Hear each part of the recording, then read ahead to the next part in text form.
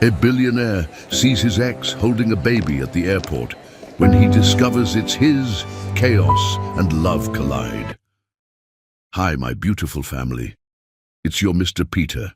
And to those visiting for the very first time, welcome to a corner of the world where love never runs out. This isn't just a story channel.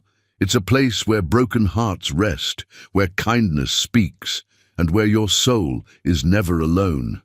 Before we begin, I want to give you something, not a gift you hold, but one you feel, a prayer that comes straight from the deepest part of my heart. May every crack in your soul be filled with light. May the battles you don't speak of be won in silence. May peace come to you like a mother's embrace, gentle, safe, and lasting. I pray that joy returns to you in quiet waves, that love finds you when you least expect it, and that no tear you've cried is ever wasted. You are not forgotten. You are not broken. You are a masterpiece, still becoming, still rising, still worthy of everything good. Now, my beautiful family, please don't walk away from this story halfway. It was born in my heart, with you in mind, every word stitched with love.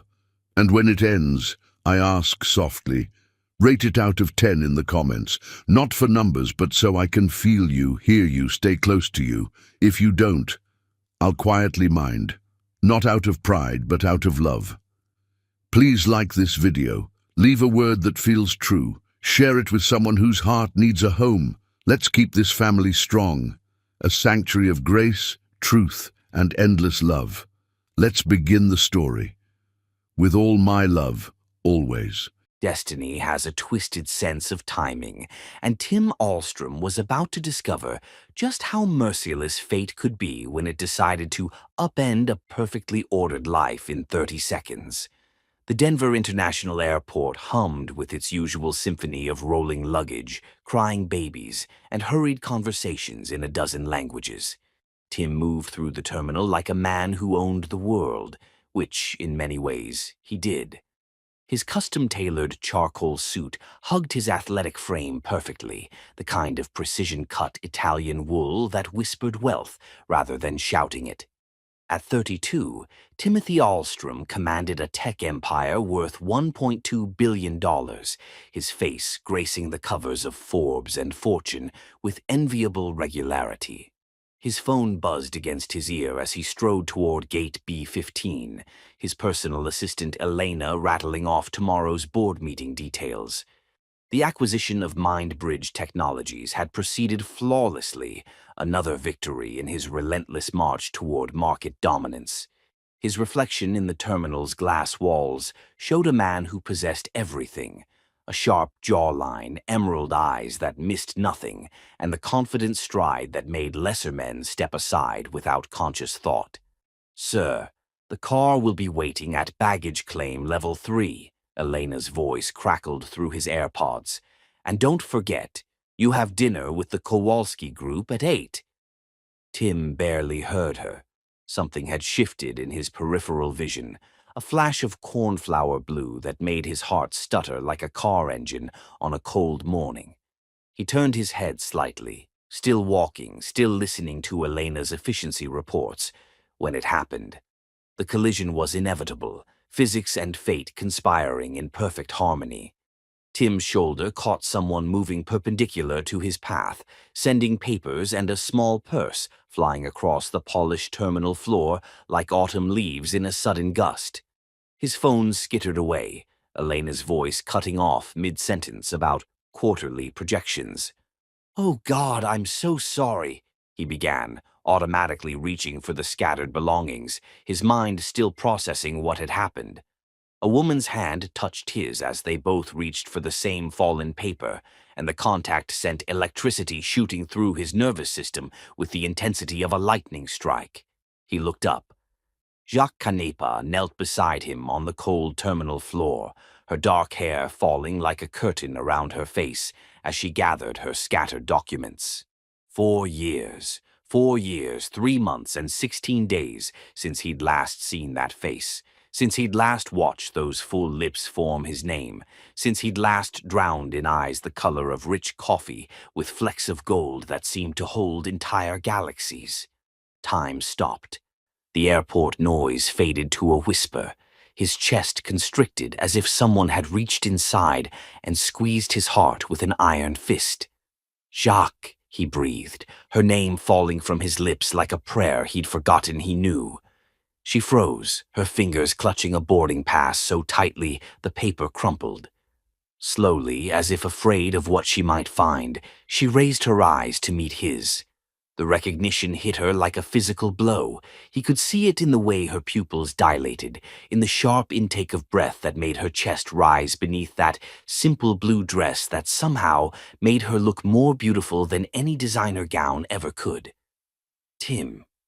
His name on her lips was barely a whisper, carrying 4 years of pain, longing, and carefully buried love.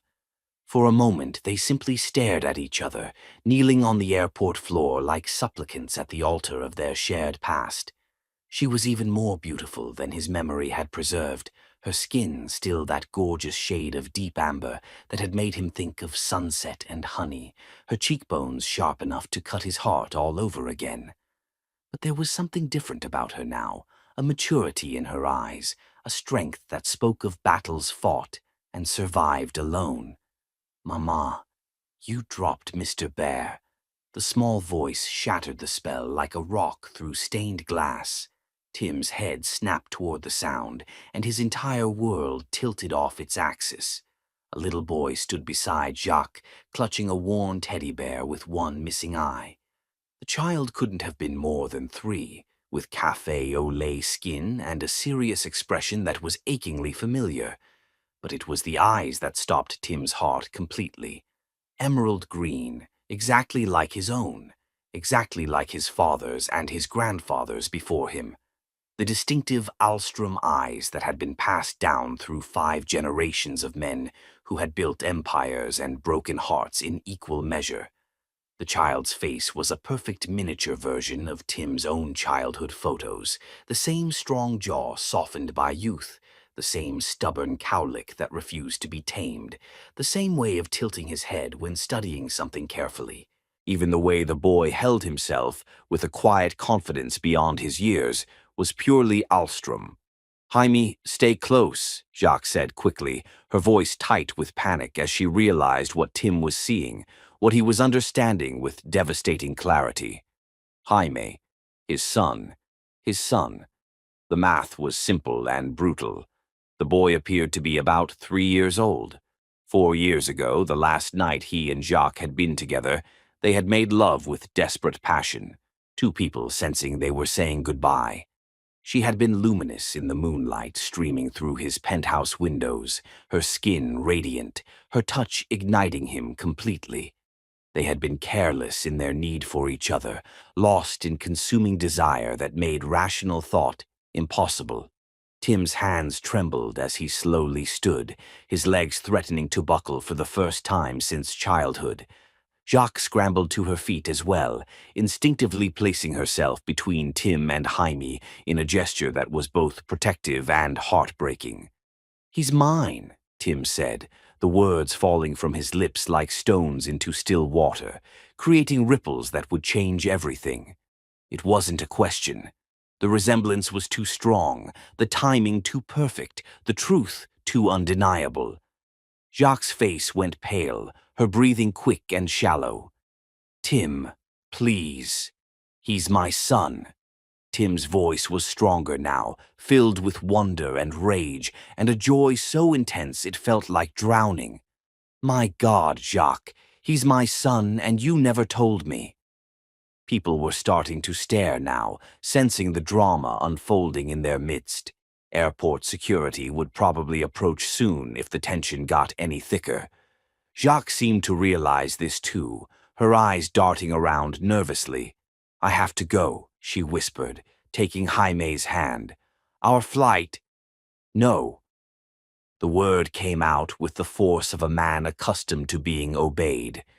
"No, you're not running away again, not this time." But she was already moving, scooping up her remaining belongings with practiced efficiency, lifting Jaime into her arms with the fluid grace of a mother who had done this 1,000 times. The boy looked over her shoulder at Tim as they hurried away, those familiar green eyes wide with curiosity and an intelligence that took Tim's breath away. "Mama, who was that man?" he heard Jaime ask as they disappeared into the crowd. Tim stood frozen in the middle of the bustling terminal, his entire world cracked open like an egg. Around him, life continued its normal rhythm. Flights boarding, lovers reuniting, business travelers checking emails. But for Tim Ahlstrom, nothing would ever be normal again. He had a son, a beautiful, perfect son who didn't know his name, who called another woman Mama, and had spent 3 years of life without knowing his father existed.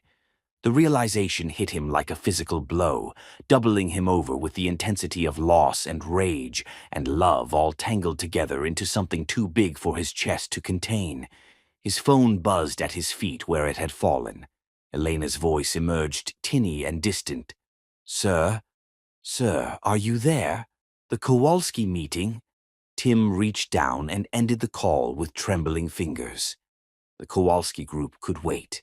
The board meeting could wait. His entire billion-dollar empire could wait. He had a son to find. Chapter 2. The Love That Burned Too Bright. Love had never been part of Tim Ahlstrom's business plan until the night it ambushed him in the most unexpected place and rewrote the blueprint of his carefully orchestrated life. 5 years earlier, Tim had been 27 and absolutely certain he understood the world's rules. Success was a formula. Work 18-hour days, forge strategic alliances, eliminate weaknesses, and never let emotion cloud judgment. Love was a luxury he couldn't afford, a distraction that had destroyed lesser men. He'd built his first company at 22, sold it for $50 million at 25, and was rapidly approaching his first $1 billion. Romance was for people who had time to waste. The Meridian Gallery's opening night was supposed to be another networking opportunity, another chance to be seen with the right people while scouting potential investments in emerging technologies. The invitation had mentioned something about revolutionary digital art installations, which sounded expensive enough to warrant his attention. Tim arrived fashionably late, his black Tom Ford tuxedo immaculate, his charm turned to its most lethal setting. The gallery hummed with the usual crowd, tech moguls displaying their cultural sophistication, art collectors hunting for the next big thing, society wives dripping in diamonds that caught the carefully placed lighting. Tim worked the room with practiced ease, his conversation peppered with just enough art knowledge to impress, without revealing how little he actually cared about anything that couldn't be quantified in profit margins. Then he saw her. Jacques Canepa stood before a massive digital canvas that seemed to pulse with its own heartbeat, colors shifting and flowing like liquid emotion. She wasn't dressed to impress, a simple black dress that hugged her curves modestly, minimal jewelry, hair pulled back in an elegant chignon that emphasized the graceful line of her neck. But there was something about the way she moved, the complete focus in her dark eyes as she studied the piece, that made Tim forget his own agenda. "Spectacular, isn't it?" he heard himself saying, moving to stand beside her without conscious thought. Up close, she was even more breathtaking, skin like warm satin, lips that begged to be kissed, and an intelligence in her gaze that seemed to see straight through his carefully constructed facade. "It's manipulative," she replied without looking at him, her voice carrying a hint of an accent he couldn't place. "The artist is using color psychology to trigger emotional responses rather than letting the piece speak for itself. It's beautiful, but it's not honest." Tim blinked, completely thrown off balance. In his world, people agreed with him, flattered him, told him what they thought he wanted to hear. "I'm sorry." Now she turned to face him, and Tim felt the air leave his lungs in a rush. Her eyes were the color of rich espresso, flecked with gold that seemed to dance in the gallery's artful lighting. "You said it was spectacular. I'm explaining why it's not." She tilted her head, studying him with the same intensity she'd given the artwork. You don't actually care about art, do you? What makes you say that? Tim felt heat rising in his cheeks, a sensation he hadn't experienced since middle school. The way you looked at me instead of the piece when you approached. The generic compliment designed to start conversation rather than engage with the work. The fact that you're wearing a Patek Philippe that costs more than most people's annual salary to a charity event, supporting struggling artists. Her lips curved in the ghost of a smile. Also, you've been standing here for 3 minutes and haven't once actually looked at the installation. Tim found himself laughing, really laughing, for the first time in years. You're absolutely right. I know nothing about art. I'm here because my assistant thought it would be good for my image. He extended his hand. Tim Ahlstrom, complete cultural Philistine. Jacques Canepa, the gallery's new curator and occasional caller-outer of cultural Philistines. Her handshake was firm, confident, and sent electricity shooting through his nervous system. At least you're honest about it. It's a character flaw I'm working on, Tim replied, and was rewarded with a genuine smile that made his heart skip like a stone across water. What followed was the most extraordinary conversation of Tim's life. Jacques led him through the gallery, not to network or impress, but to truly see the art for what it was. She spoke about each piece with passion and knowledge that transformed paint and pixels into windows into the human soul. Under her guidance, Tim began to understand that art wasn't just decoration for rich people's walls. It was revolution, communication, the distillation of everything that made humans more than just biological machines.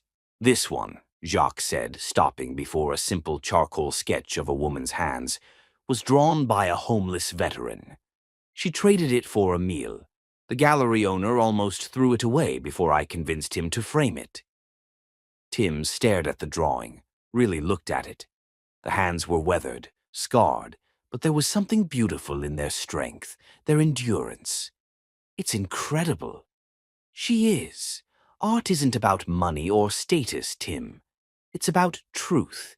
It's about showing the world what it means to be alive, to suffer, to hope, to love. Jacques' voice was soft but fierce, and Tim found himself leaning closer to catch every word. And what do you know about love? The question slipped out before he could stop it, too personal, too revealing.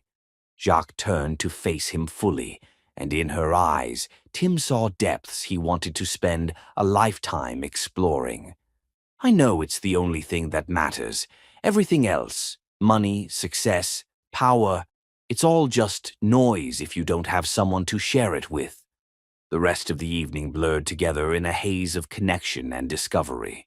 They talked until the gallery closed, then moved to an all-night diner where Jacques ordered coffee and pie, while Tim, who hadn't eaten anything not prepared by a 5-star chef in years, found himself savoring greasy eggs and hash browns because she made everything taste like possibility.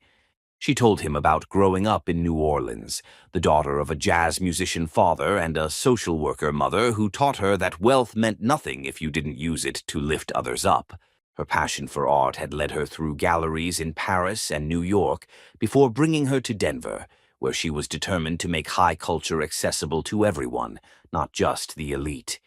Tim found himself sharing things he'd never told anyone, his loneliness despite being surrounded by people, his fear that he was building an empire with no real foundation, his secret dream of creating something that mattered beyond profit margins. Jacques listened without judgment, asked questions that made him think, challenged assumptions he didn't even know he held. "You're not happy," she said, as dawn began to paint the sky pink outside the diner's windows. "I'm successful," Tim replied automatically. "That's not what I asked." Her hand covered his on the table, warm and soft, and somehow making him feel more grounded than he'd ever been. Success and happiness aren't the same thing, are they? Tim looked down at their joined hands, at the contrast between her artist's fingers, paint still under her nails despite the formal event, and his manicured perfection. "No," he admitted quietly, "they're not." The first kiss happened in the parking lot as the sun rose over the mountains, tentative and sweet and earth-shattering all at once. Tim had kissed plenty of women, models, actresses, socialites who moved in his circles, but nothing had prepared him for the way Jacques' lips felt against his, soft and warm, and tasting like coffee and promises. "This is crazy," she whispered against his mouth. "Completely insane," he agreed, then kissed her again because not kissing her was impossible.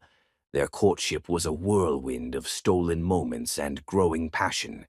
Tim would cancel board meetings to walk through art galleries with Jacques, listening to her explain the stories behind each piece.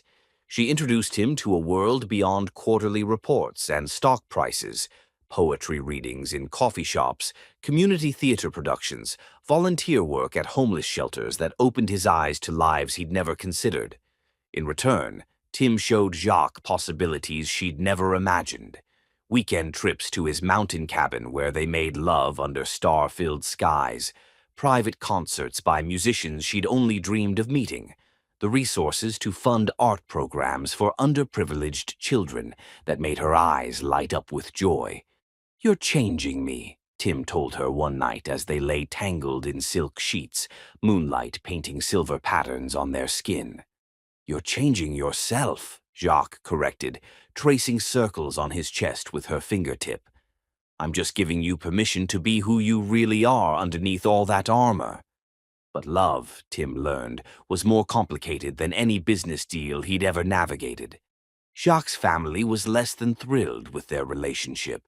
Her traditional Catholic parents struggled with their daughter dating outside her race, while her brother questioned Tim's motives and her friends worried she was being used as an exotic plaything by a rich white man. Tim tried to win them over with expensive gifts and grand gestures, not understanding that his wealth was exactly what made them suspicious. Jacques tried to explain that her family needed to see his heart, not his bank account, but Tim was used to money solving every problem, opening every door. The cracks began to show when work demanded more of Tim's time. A hostile takeover attempt on one of his companies required his full attention for weeks. Important dinners with Jacques' family were cancelled for emergency board meetings. Romantic weekends were postponed for crisis management sessions. "I feel like I'm losing you to that world again," Jacques said one night when Tim arrived 2 hours late for dinner, his phone still buzzing with urgent messages. "You're not losing me," Tim insisted, pulling her into his arms. "This is just temporary. Once I handle this crisis, there's always going to be another crisis, Tim. There's always going to be another deal, another emergency, another reason why your empire comes first." Her voice was quiet but firm. "I need to know that sometimes I'll come first, that sometimes we'll come first." Tim kissed her forehead, breathing in the scent of her hair. "You do come first. You know you do." But even as he said the words, his phone was buzzing in his pocket, and they both knew which one he would answer first when push came to shove. The love that had burned so bright between them was about to be tested by the one thing Tim had never learned to conquer: the balance between ambition and the human heart. Chapter 3. The Night. Everything Broke. Some nights shatter everything, and Jacques Canepa would remember this one for the rest of her life. The night love died and hope was buried alongside the man who had taught her that jazz could heal any wounded heart. The pregnancy test lay on the marble counter of Tim's penthouse bathroom like a small plastic oracle, 2 pink lines declaring a truth that would reshape every plan, every dream, every carefully constructed expectation she'd built for her future. Jacques stared at it with shaking hands, her breath fogging the mirror as she tried to process what this meant. Pregnant. 6 weeks, if her calculations were correct. 6 weeks since that incredible night when she and Tim had made love with desperate intensity, when she'd felt so connected to him that she couldn't tell where she ended and he began. They'd been careless, lost in passion, and the illusion that love could conquer practical concerns like birth control and timing, and the fact that they'd never actually discussed whether children fit into their complicated dance of ambition and romance. "Jacques? You okay in there?" Tim's voice carried through the door, warm with concern and exhaustion. He'd been working 18-hour days for the past month, orchestrating the merger between his company and Nakamura Industries, a deal that would make him the youngest billionaire in Colorado and cement his reputation as a visionary in the tech world. "I'm fine," she called back, her voice steadier than she felt. "Just give me a minute." But she wasn't fine. Nothing was fine. Her father was dying. The call had come that morning while Tim was locked in emergency sessions with his lawyers. Louis Canepa, the man who had filled Jacques' childhood with saxophone melodies and stories about music's transformative power, was hospitalized with pneumonia that his weakened lungs couldn't fight. The doctors were gentle but clear. It was a matter of days, not weeks. Jacques had tried calling Tim, but his assistant Elena had been diplomatically ruthless. "Mr. Alstrom is in critical negotiations and cannot be disturbed for any reason.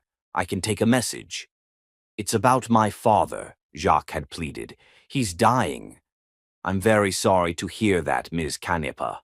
I'll make sure Mr. Alstrom gets the message as soon as possible." That had been 8 hours ago. Tim still didn't know. And now, staring at the pregnancy test that would complicate everything infinitely more, Jacques felt the walls of her perfect life crumbling around her like a house of cards in a hurricane. She walked out of the bathroom to find Tim on his laptop at the dining table, his phone pressed to his ear, his voice animated as he discussed stock options and market projections with someone in Tokyo. He looked up when she entered, his green eyes bright with excitement, and held up one finger in the universal gesture for just one more minute. Jacques sat on the couch, the pregnancy test hidden in her palm, and waited. The penthouse around her was beautiful in the way that only unlimited money could achieve. Floor-to-ceiling windows offering a panoramic view of Denver's skyline, modern art carefully selected by professional decorators, furniture that belonged in magazines rather than lived in homes. It was stunning and sterile and suddenly felt like a museum instead of a place where real life happened. "Sorry about that," Tim said, finally ending his call and closing the laptop. He crossed to her with that confident stride that had first attracted her, settling beside her on the Italian leather couch and pulling her against his side. "Nakamura's lawyers are trying to restructure the intellectual property clauses, but I think we've got them backed into a corner. This deal is going to be—" "My father is dying," Jacques interrupted, the words falling between them like stones. Tim went absolutely still. "What?" "Pneumonia. The doctors say it's a matter of days." Her voice was calm, eerily controlled, but Tim could see the storm raging behind her dark eyes. "I tried calling you, but Elena said you couldn't be disturbed for any reason." "Jesus, Jacques, I'm so sorry. I had no idea. Elena should have—" Tim pulled out his phone, his fingers flying over the screen. "I'll have my jet fueled and ready in an hour.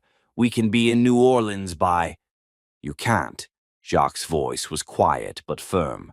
"You told me yourself the Nakamura meeting is tomorrow morning. If you miss it, they'll walk away from the deal." Tim's hand stilled on his phone. For a moment, Jacques saw something flicker across his face. A calculation, a weighing of priorities that made her heart sink, even though she'd expected it. "They'll understand," he said finally. "Family emergencies happen. We can reschedule." "Can you?" Jacques turned to face him fully. "Can you really walk away from the deal that's going to make you a billionaire? Can you disappoint all those investors who are counting on you? Can you risk Nakamura deciding you're not reliable enough to trust with their technology?"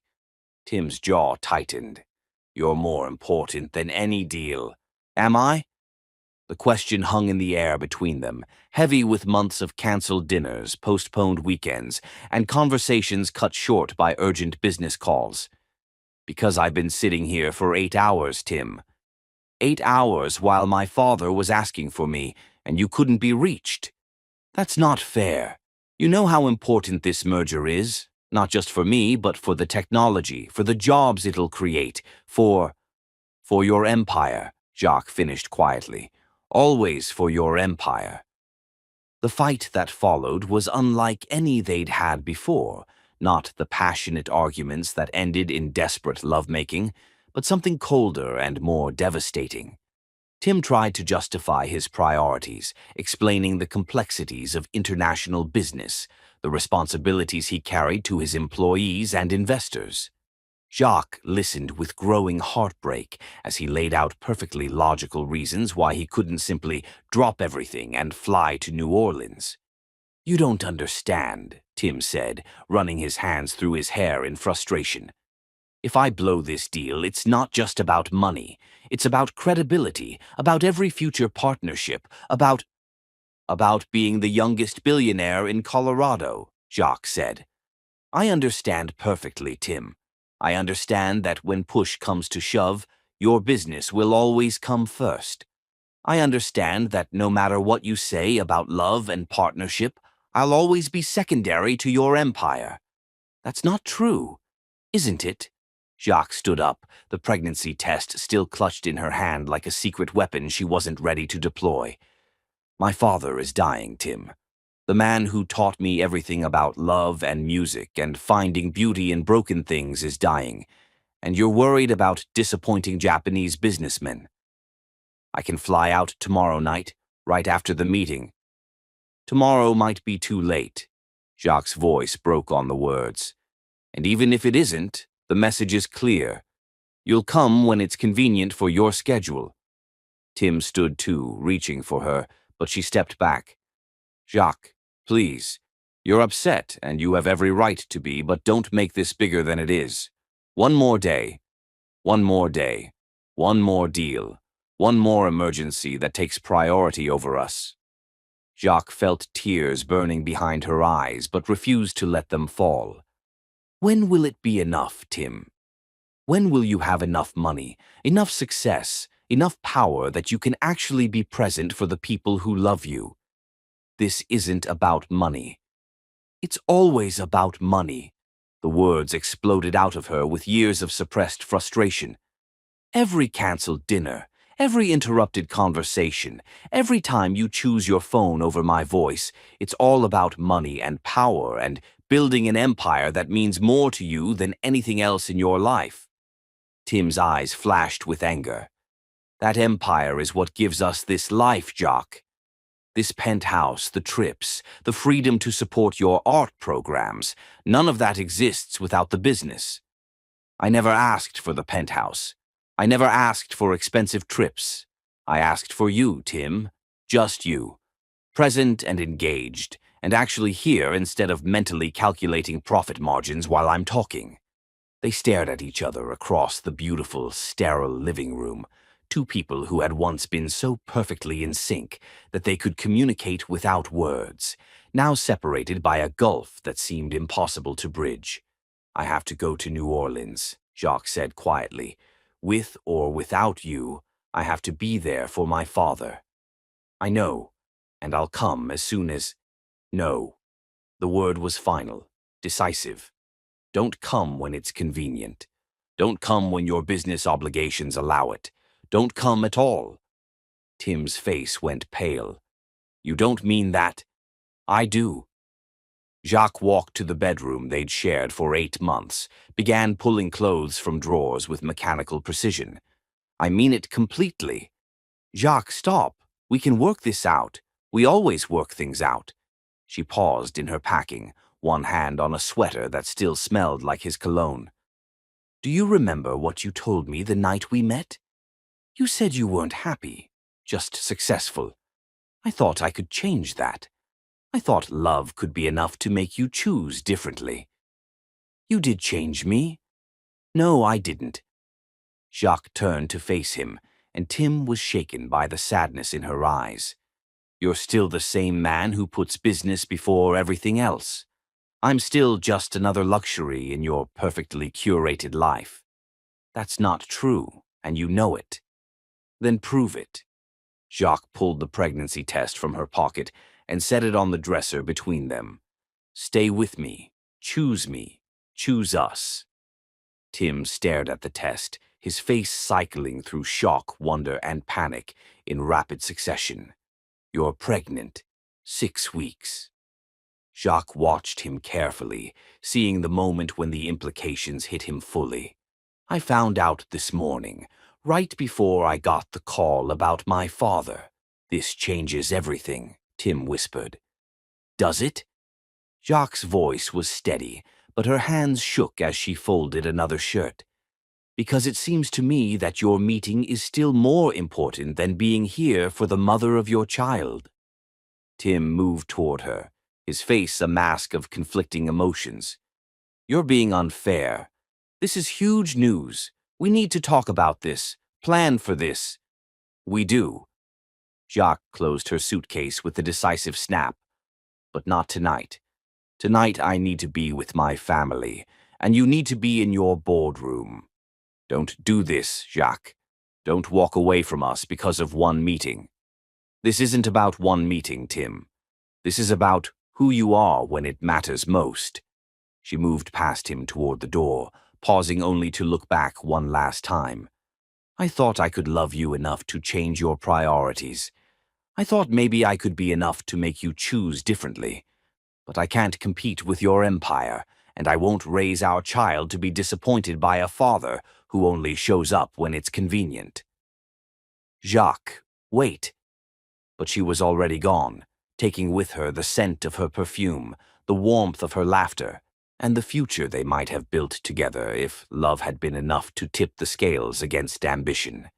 Tim stood alone in his perfect penthouse, surrounded by everything his empire had bought him, and for the first time in his adult life, felt truly poor. Chapter 4. The Hunt for Truth.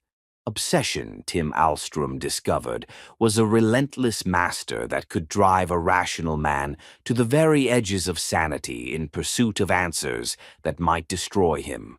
For 3 days after Jacques disappeared, Tim closed the Nakamura merger, $1.2 billion that tasted like ash.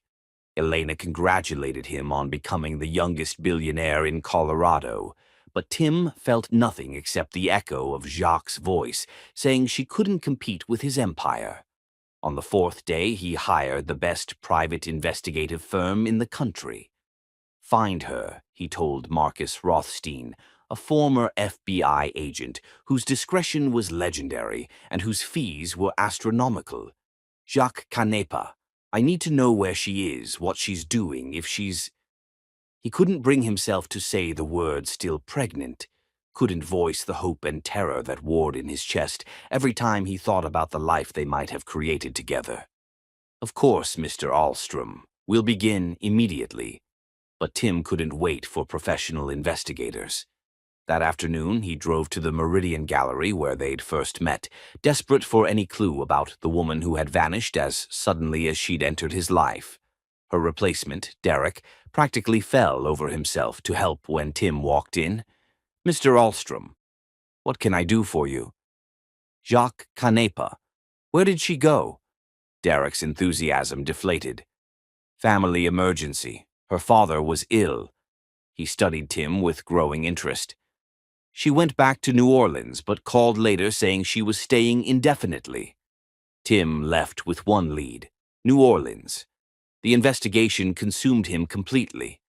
While Rothstein's team worked professionally, Tim became a digital stalker, scouring social media and public records for traces of Jacques' new life.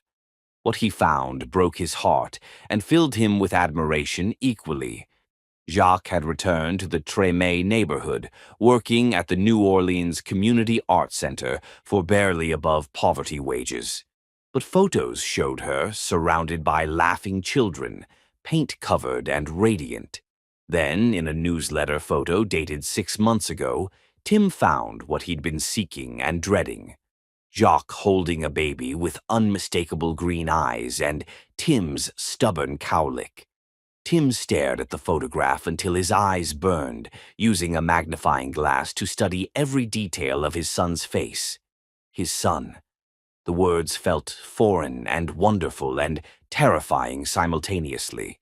Somewhere in New Orleans, he had a child who didn't know his name, a boy who would be walking and talking and discovering the world without his father's guidance or protection. The realization that he'd missed the first year of his son's life hit Tim like a physical blow. First steps, first words, first smiles, all the moments that other fathers treasured, gone forever, because he'd been too proud and too stubborn to follow the woman he loved when she needed him most. "Sir," Elena's voice broke through his reverie, "the car is here for the Hoffman meeting." Tim looked up from his desk where he'd been staring at printouts of every photo he could find of Jacques and Jaime. "Cancel it." "Sir, the Hoffman Group has been trying to get this meeting for months." "Cancel all my meetings for the rest of the week." Tim was already reaching for his phone, calling his pilot. "Have the jet fueled and ready for departure to New Orleans in 2 hours." Elena's professional composure cracked slightly. "Mr. Alstrom, you have the Berkshire Hathaway presentation on Thursday and the board meeting on Friday. Reschedule everything." Tim was pulling files from his desk, his movements sharp with purpose and barely contained emotion. "I don't care if Warren Buffett himself is personally flying in to hear our pitch. Everything gets moved." The flight to New Orleans felt endless despite lasting only 3 hours.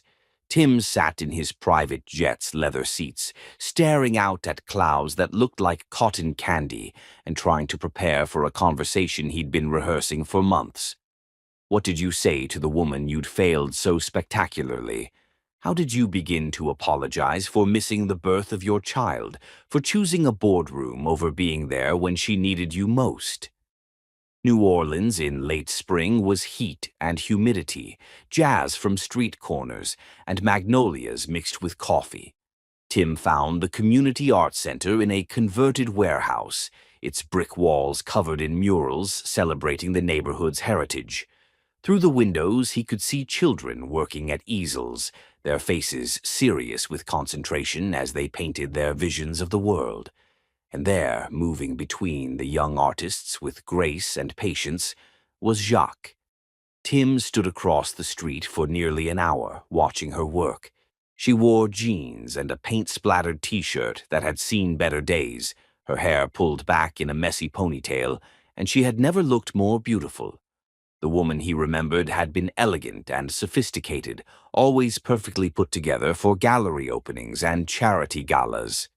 This version of Jacques was earthier, more grounded, radiating a contentment that made his chest ache with longing. When she stepped outside for a break, sitting on the front steps with a cup of coffee and her face turned toward the afternoon sun, Tim finally found the courage to cross the street. "Hello, Jacques." She looked up, and Tim watched every emotion cycle across her face in the space of a heartbeat. Shock, pain, anger, and something else that might have been relief or might have been regret. For a moment, neither of them spoke, the weight of everything unsaid hanging between them like a bridge they weren't sure they dared to cross. "You found me," she said finally, her voice carefully neutral. "It took me 4 months." Tim gestured toward the building behind her. "You're doing important work here." "I'm doing necessary work here." Jacques stood, crossing her arms in a gesture that was both defensive and protective. "These kids need art in their lives. They need beauty and creativity, and someone who believes they can make something meaningful." "Like you did for me," Tim said quietly. "That was different. You already had everything you needed. You just didn't know how to see it." Her eyes searched his face, looking for changes, for evidence of growth, or just more of the same ambitious stranger who had broken her heart.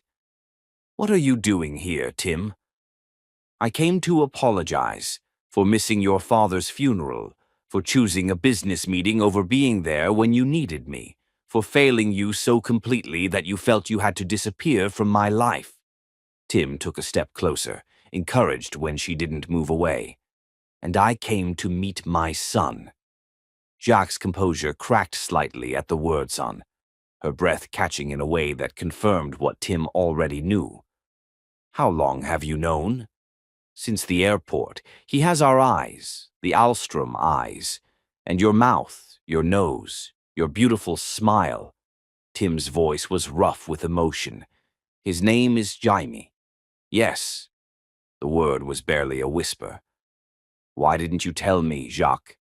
Why didn't you call when he was born, when you were pregnant and scared and dealing with everything alone? Tim wasn't accusatory, just broken. I would have come. Despite everything between us, I would have come. Would you? Jacques' eyes filled with tears she refused to let fall. Would you really have dropped everything and flown to New Orleans for a baby you never planned for? Or would Elena have told me you were in important meetings and couldn't be disturbed? The question hit its mark with devastating accuracy. Tim thought about his life over the past 18 months. The deals he'd closed, the meetings he'd attended, the empire he'd continued building while his son took his first steps without him. I don't know, he admitted, the honesty cutting like a knife. I want to say yes, but I don't know if I would have been strong enough to choose differently. And that's exactly why you didn't call, isn't it? I tried, Tim. The day I went into labor, I tried calling you one last time. Elena said you were in Singapore, that you'd specifically requested not to be disturbed for any reason. So I made the decision to protect Jaime from the disappointment of having a father who might or might not show up when he was needed. Tim felt something die inside his chest, the last vestige of righteousness, the final argument he might have made in his own defense. Jesus, Jacques, I'm so sorry. Sorry doesn't give me back 18 months of raising our son alone. Sorry doesn't change the nights I walked the floor with a colicky baby, wishing his father cared enough to share the burden. Sorry doesn't. Her voice broke, and Tim saw tears finally spill over onto her cheeks. You're right, Tim said, stepping closer until he could smell her familiar perfume mixed with paint and coffee and something indefinably Jacques. Sorry isn't enough, but it's all I have to start with. Sorry, and the promise that I've changed, that losing you changed me in ways I'm still discovering. People don't change, Tim. Not really. They just get better at hiding who they really are. Then let me prove you wrong. Tim reached into his jacket and pulled out a manila envelope. I've restructured my entire business, hired a CEO to handle day-to-day operations, set up a foundation using half my personal wealth to fund arts education programs in underserved communities. I'm still involved, but I'm not running everything personally anymore. Jacques took the envelope with shaking hands, scanning the legal documents that confirmed everything he'd said. Why? Because you were right. Because my empire doesn't mean anything if I don't have anyone to share it with. Because I missed the first 18 months of my son's life, and I'll be damned if I miss another day. Tim's voice was raw with emotion. Because I love you, Jacques. I never stopped loving you, and I want to spend the rest of my life proving that you and Jaime are more important than any business deal ever could be. It's too late, Tim. Is it? Tim searched her face, looking for hope in the devastation. Because I'm not going anywhere this time. I've rented an apartment 2 blocks from here. I'm not leaving until you give me a chance to know my son, and maybe, if I'm very lucky and work very hard, a chance to earn your trust again. Jacques stared at him for a long moment, and Tim saw the war being fought behind her dark eyes, the practical mother protecting her child against the woman who had once loved him with every fiber of her being. One chance, she said finally. You get one chance to prove you've changed, but if you hurt him, if you disappoint him, if you put your business before his needs even once, I won't, Tim promised, and for the first time in 18 months he felt something that might have been hope. Chapter 5.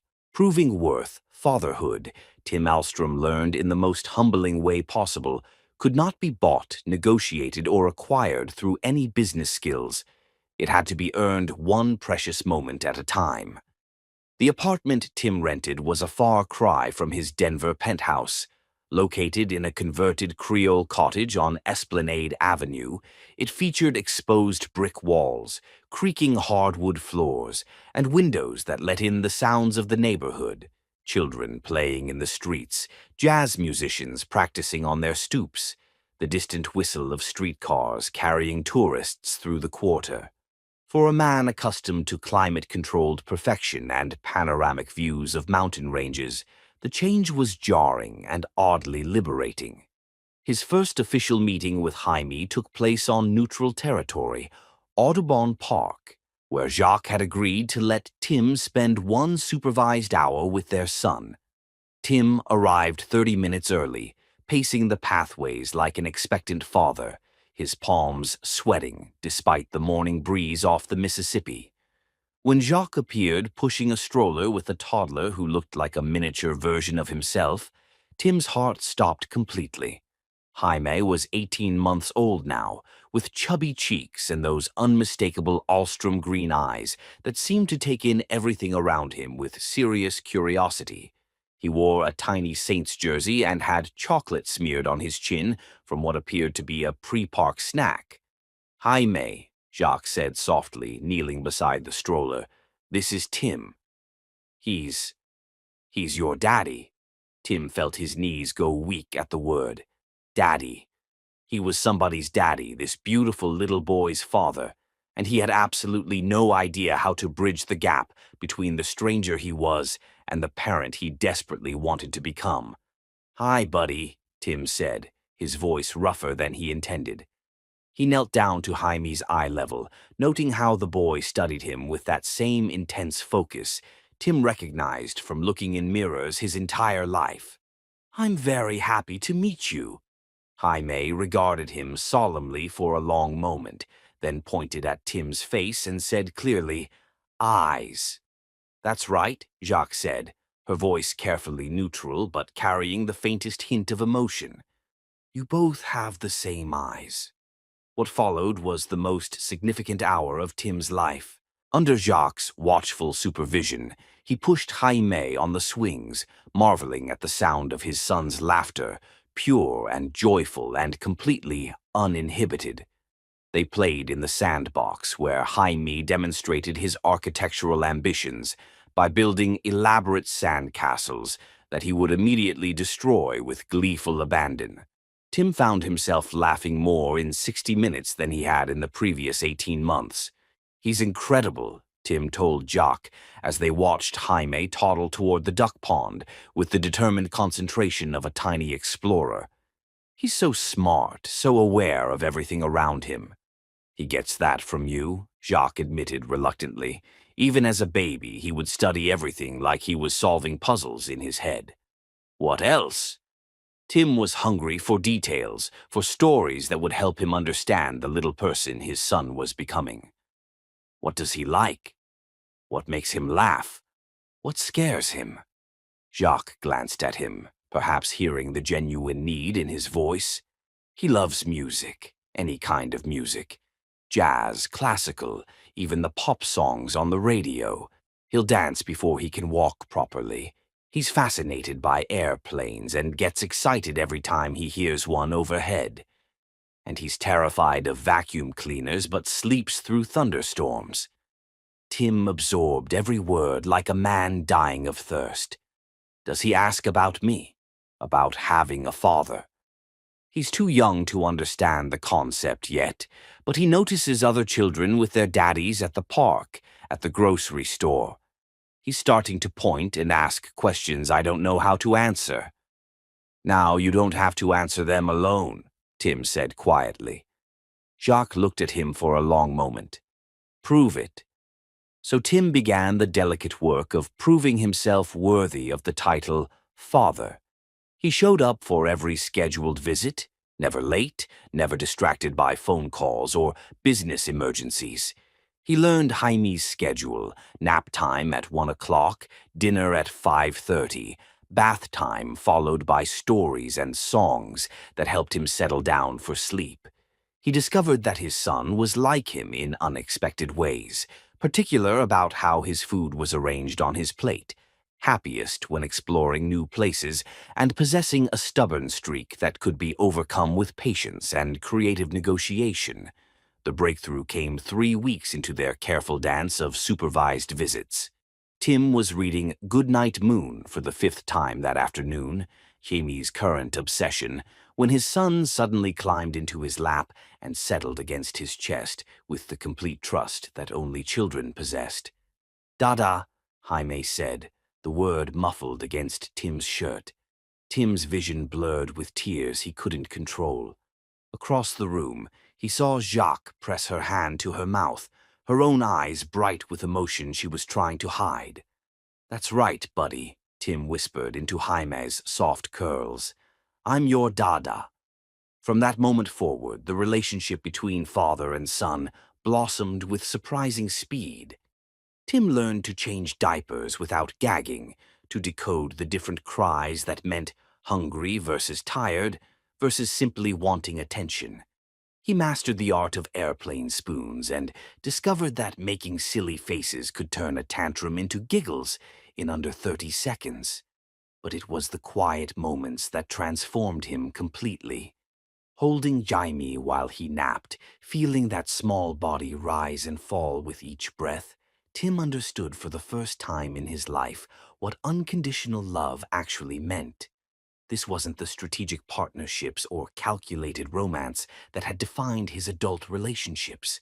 This was pure, overwhelming, terrifying love that made him want to be better than he'd ever thought possible. "You're good with him," Jacques said one evening as they watched Jaime stack blocks with the methodical precision of a tiny engineer. They were in her apartment now, a modest 2-bedroom place that was warm and lived in ways Tim's luxury accommodations had never been. The walls were covered with Jaime's artwork, photos of him at various stages of development, and drawings Jacques had done of their son sleeping, playing, discovering the world around him. "He makes it easy," Tim replied, not taking his eyes off Jaime as the boy carefully balanced one more block on his increasingly precarious tower. "He's such a good kid, Jacques. You've done an amazing job raising him." "We've done an amazing job," she corrected softly, and Tim felt his heart skip at the inclusion. The walls between them were coming down slowly, one shared moment at a time. Tim would arrive with coffee for Jacques, not expensive gourmet blends, but the chicory-laced local brew she preferred.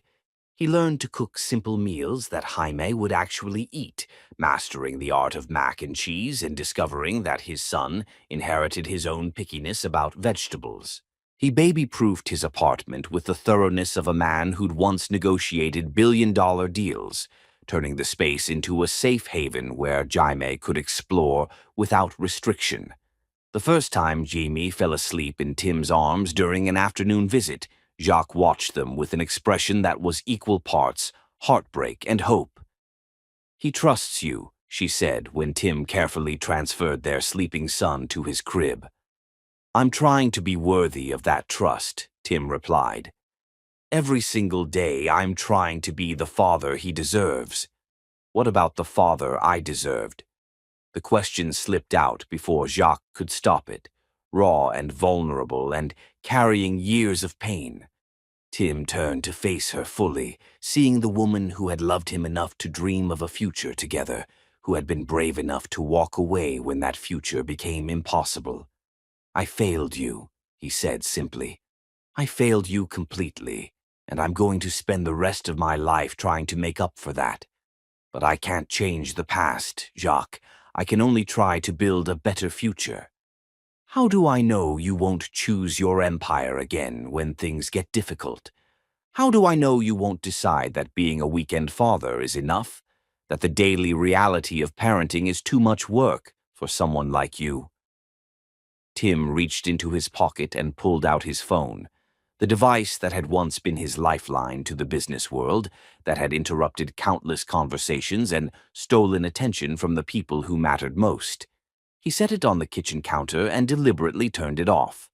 "I haven't checked my email in 4 hours," he said. 4 hours, Jacques. For me, that used to be unthinkable. But Jaime was learning to play peekaboo, and you were laughing at his concentration face, and nothing else in the world seemed important enough to interrupt that moment. Jacques stared at the silent phone. "Your business will survive without my constant oversight. That's why I hired competent people to run things when I'm not available. And for the first time in my adult life, I'm deliberately making myself unavailable for something more important than profit margins." "For how long?" Her voice was quiet, but Tim heard the fear beneath the question. "How long before you get bored with playing house? How long before you remember how much you love the excitement of closing deals and making billions?" Tim moved closer, close enough to smell her familiar perfume, mixed with baby powder and the lingering scent of the finger paints she'd been using with her art students that morning. "I used to think success meant having more money than I could spend in 10 lifetimes. Now I think success means being the man my son can be proud of, the partner you can trust completely. The rest is just numbers on spreadsheets." "Words are easy, Tim. You're right. So judge me by my actions." Tim gestured toward the child's artwork covering her refrigerator, some of which featured stick figures that Jaime had identified as Dada. "I've been here every day for 6 weeks. I've canceled 3 board meetings to be at Jaime's pediatrician appointments. I fired my assistant because she kept trying to convince me that conference calls were more important than bedtime stories." Jacques' eyes widened. "You fired Elena?" She couldn't accept that my priorities had changed. When she scheduled a brief call during Jaime's nap time without asking me first, I realized she was still operating under the old rules. Tim smiled ruefully. "Turns out I'm perfectly capable of managing my own calendar when I actually want to be present for my life." They stood in comfortable silence, watching Jaime sleep through the baby monitor, both lost in thoughts about the past and the tentative hope of a different future. When Jacques' hand accidentally brushed against Tim's while reaching for her coffee cup, neither of them pulled away immediately. The contact was electric, charged with memories and possibilities, and the kind of chemistry that had drawn them together in the first place. "I'm scared," Jacques admitted, her voice barely above a whisper. "Of what?" "Of hoping again. Of believing that this time might be different. Of letting myself fall for you again, only to discover that underneath all these changes, you're still the same man who chose a boardroom over being there when I needed you most." Tim turned his hand palm up, offering without demanding, letting her choose whether to accept the gesture. When she slowly laced her fingers through his, he felt like he'd just closed the most important deal of his life. "I'm scared too," he confessed. "I'm terrified that I'll mess this up, that I don't know how to be the father Jaime needs or the partner you deserve. But I'm more terrified of living without you both. So I'm willing to be scared if it means I get a chance to prove that love can change a man completely." Outside, the sounds of New Orleans continued their eternal rhythm. Jazz from street corners, laughter from neighboring apartments, the distant rumble of ships on the Mississippi. Inside Jacques' small apartment, 2 people who had loved and lost and found each other again sat holding hands and watching their son sleep, both afraid to hope but too much in love not to try. Chapter 6. Hearts remembering some storms arrive with warning sirens and weather alerts.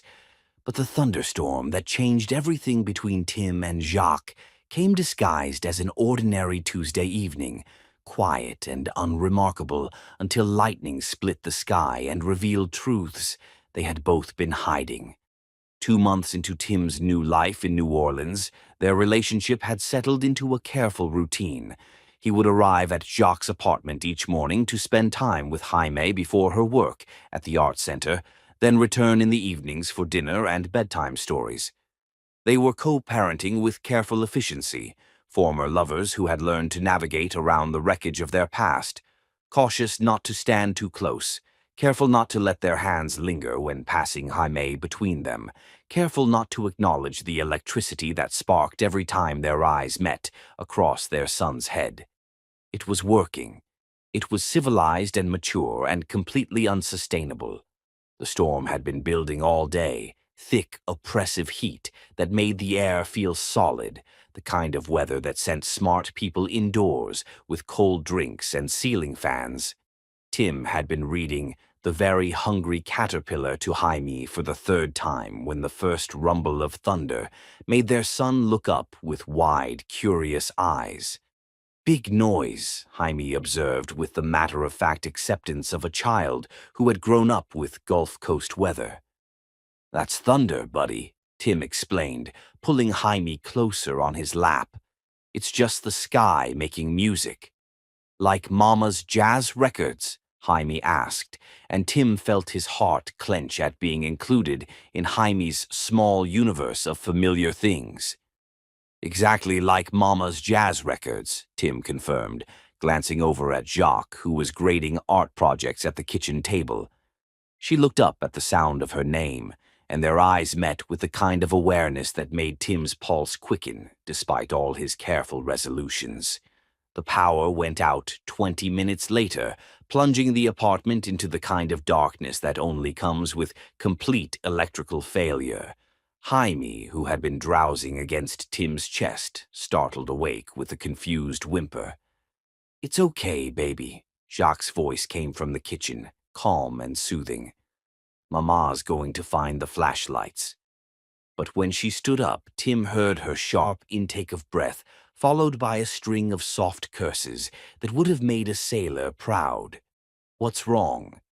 Tim was on his feet immediately, Jaime secure in his arms.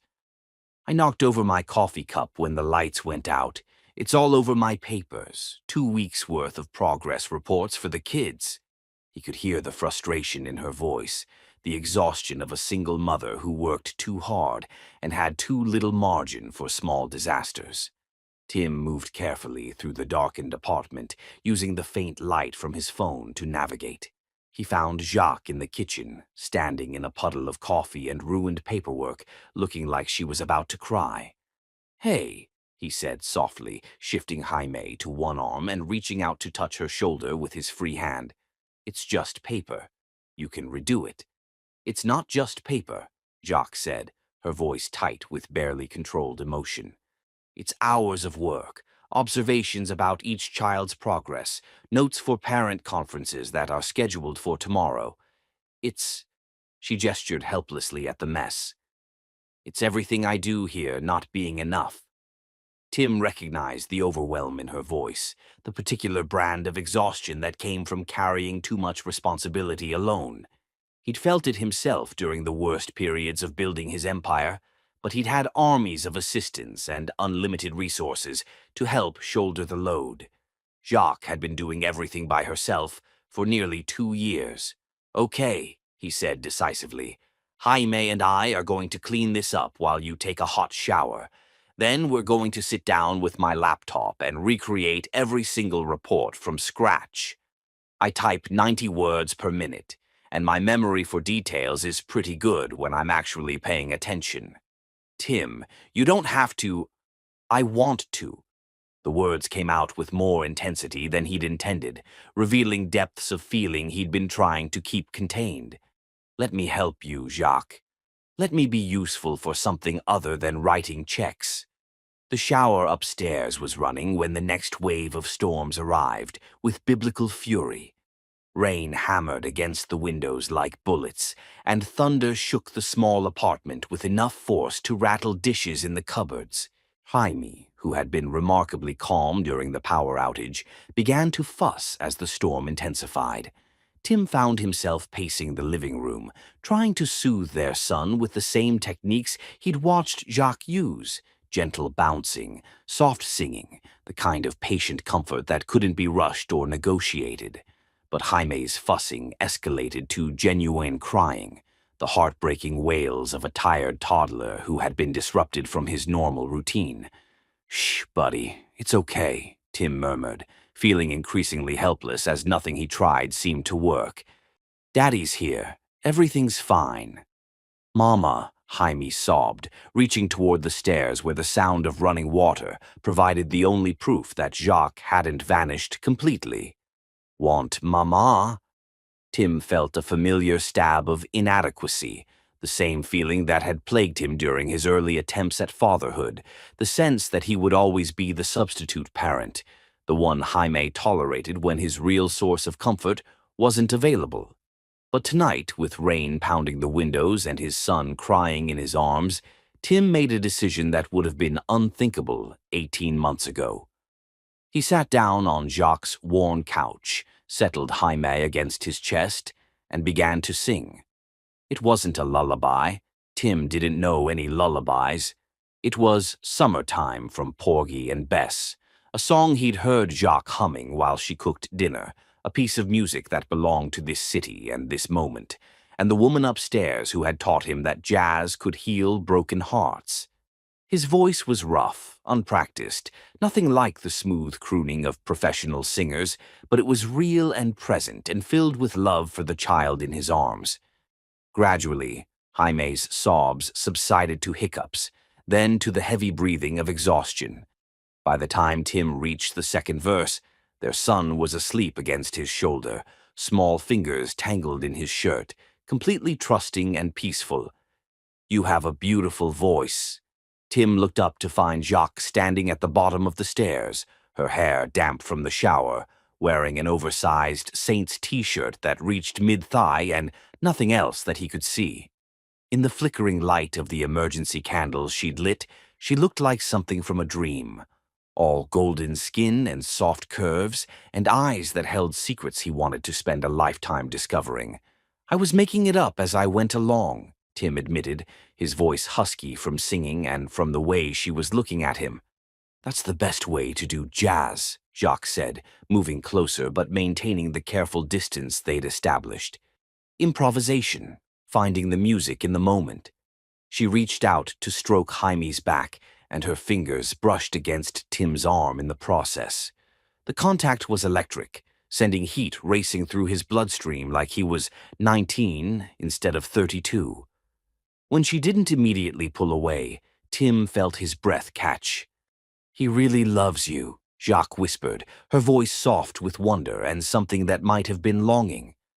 "Sometimes I watch you two together, and I can't believe how natural you are with him, like you were always meant to be his father." "I wish I had been," Tim said quietly. "I wish I'd been here from the beginning, that I'd held him as a baby, that I'd been the one walking the floor with him during those long nights you described." "Tim, I know I can't change the past, but looking at him now, seeing how perfect he is, how smart and funny and brave." Tim's voice broke slightly. "I can't imagine my life without him. I can't imagine my life without both of you." The words hung between them like a bridge neither was sure they dared to cross.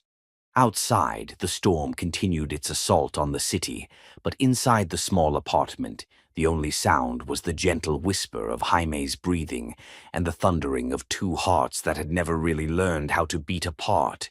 "We should put him to bed," Jacques said finally, but she made no move to step away from Tim's chair. "In a minute," Tim replied, because moving would mean breaking this spell, and he wasn't ready to return to their careful politeness just yet. They stayed like that for nearly an hour, Tim holding their sleeping son while Jacques sat on the coffee table facing them, her knees almost touching his, her presence warm and comforting in the candlelit darkness. They talked in whispers about everything and nothing. Jaime's latest words, funny things that had happened at the art center, books they'd both read, dreams they'd once shared and might dare to share again. "Do you remember?" Jacques said as the storm finally began to subside. That night we got caught in the rain, walking back from dinner at Commander's Palace. You insisted we could make it to your car without getting soaked, and we ended up completely drenched before we'd gone half a block. Tim smiled at the memory. You were wearing that white dress that turned completely transparent when it got wet. I thought I was going to have to fight off every man in the quarter. You gave me your jacket even though it meant you'd be walking around in a soaked shirt for the rest of the evening. Best worst decision I ever made, Tim said, remembering how they'd ended up back at his penthouse, stripping off wet clothes and making love with the desperate intensity of people who knew they were running out of time. We made love that night like the world was ending. Tim. His name was a warning, a plea, a prayer, all rolled into one. I know, he said quickly. I know we can't go back. I know too much has happened, too much trust has been broken. But God, Jacques, sitting here with you and Jaime, it feels like coming home for the first time in my life. She reached out then, her fingers tracing the line of his jaw with the kind of reverent touch that spoke of muscle memory and hearts that refused to forget. You broke my heart, she whispered. I know. You made me choose between loving you and protecting myself. I know. I can't do that again, Tim. I can't let myself fall for you again only to discover that when push comes to shove, your empire will always come first. It won't, Tim said with quiet certainty. I swear to you, Jacques, it won't. You and Jaime are my empire now. Everything else is just business. The kiss that followed was inevitable, gentle and desperate, and filled with 2 years of longing and regret. Jacques' lips were soft and warm, and tasted like the promises they'd once made to each other in the darkness of his mountain cabin. When she finally pulled away, they were both breathing hard, both fighting against the gravitational pull that had always existed between them. This is dangerous, she whispered, her forehead resting against his. I know. We're good co-parents. We work well together now. If we complicate this... We're already complicated, Tim interrupted gently. We've been complicated since the moment we met. The question is whether we're brave enough to try again, or whether we're going to spend the rest of our lives pretending we don't still love each other. Jacques' breath caught at his words, and Tim saw the war being fought behind her dark eyes. The woman who had once loved him enough to plan a future together, battling with the mother who had learned to protect herself and her child from disappointment. I need time, she said finally. You have all the time you need, Tim promised. I'm not going anywhere, Jacques. Whatever you decide, however long it takes, I'm going to be right here, loving you and raising our son, and proving every single day that you can trust me with your heart again. Thunder rumbled in the distance as the storm moved on toward Lake Pontchartrain, leaving behind the clean scent of rain and the electric charge of possibility. In the morning, the power would be restored, and they would return to their careful routine of shared parenting and polite boundaries. But tonight, in the candlelit darkness with their son sleeping peacefully in Tim's arms, they both knew that something fundamental had shifted between them. The walls were coming down, one careful brick at a time, and neither of them was strong enough to stop the demolition anymore. Chapter 7. The Other Man. Heartbreak has perfect timing, and it arrived at Tim Alstrom's door on a Saturday morning, disguised as a pediatrician with kind eyes, steady hands, and a diamond ring intended for the woman Tim was falling in love with all over again. Tim had been looking forward to this weekend more than any business deal he'd ever closed. 3 months of careful relationship building with Jacques had led to an invitation that felt like a victory. An entire Saturday with both her and Jaime, starting with farmers market shopping and ending with a family dinner at her apartment. For the first time since returning to New Orleans, Tim felt like he might actually be winning the war for his family's heart. He arrived at Jacques' apartment that morning with coffee from her favorite cafe and beignets still warm from Café du Monde, ready to spend a perfect day being the man she and Jaime deserved. What he found instead was his worst nightmare standing in her kitchen, making pancakes like he belonged there. Dr. Antoine Broussard was everything Tim wasn't, tall where Tim was average height, dark-skinned where Tim was pale, radiating calm competence that came from saving lives instead of acquiring companies. He wore scrubs like other men wore designer suits, moved through Jock's kitchen with practiced familiarity, and looked up when Tim entered with a smile that was genuinely warm and completely devastating. "You must be Tim," Antoine said, extending a hand that probably performed miracles in operating rooms. "I'm Antoine. I've heard so much about you." Tim shook the offered hand, noting the strength in Antoine's grip, the calluses that spoke of hands-on work, the complete absence of any jewelry except for a simple watch that probably cost less than Tim spent on coffee in a month. Everything about this man screamed good person, which somehow made everything infinitely worse. "Where's Jock?" Tim managed, his voice sounding foreign to his own ears. "Mama's in the shower," Jaime announced from his high chair, where he was demolishing a plate of pancakes with the focused intensity he brought to all important tasks. "Papa made pancakes. Papa."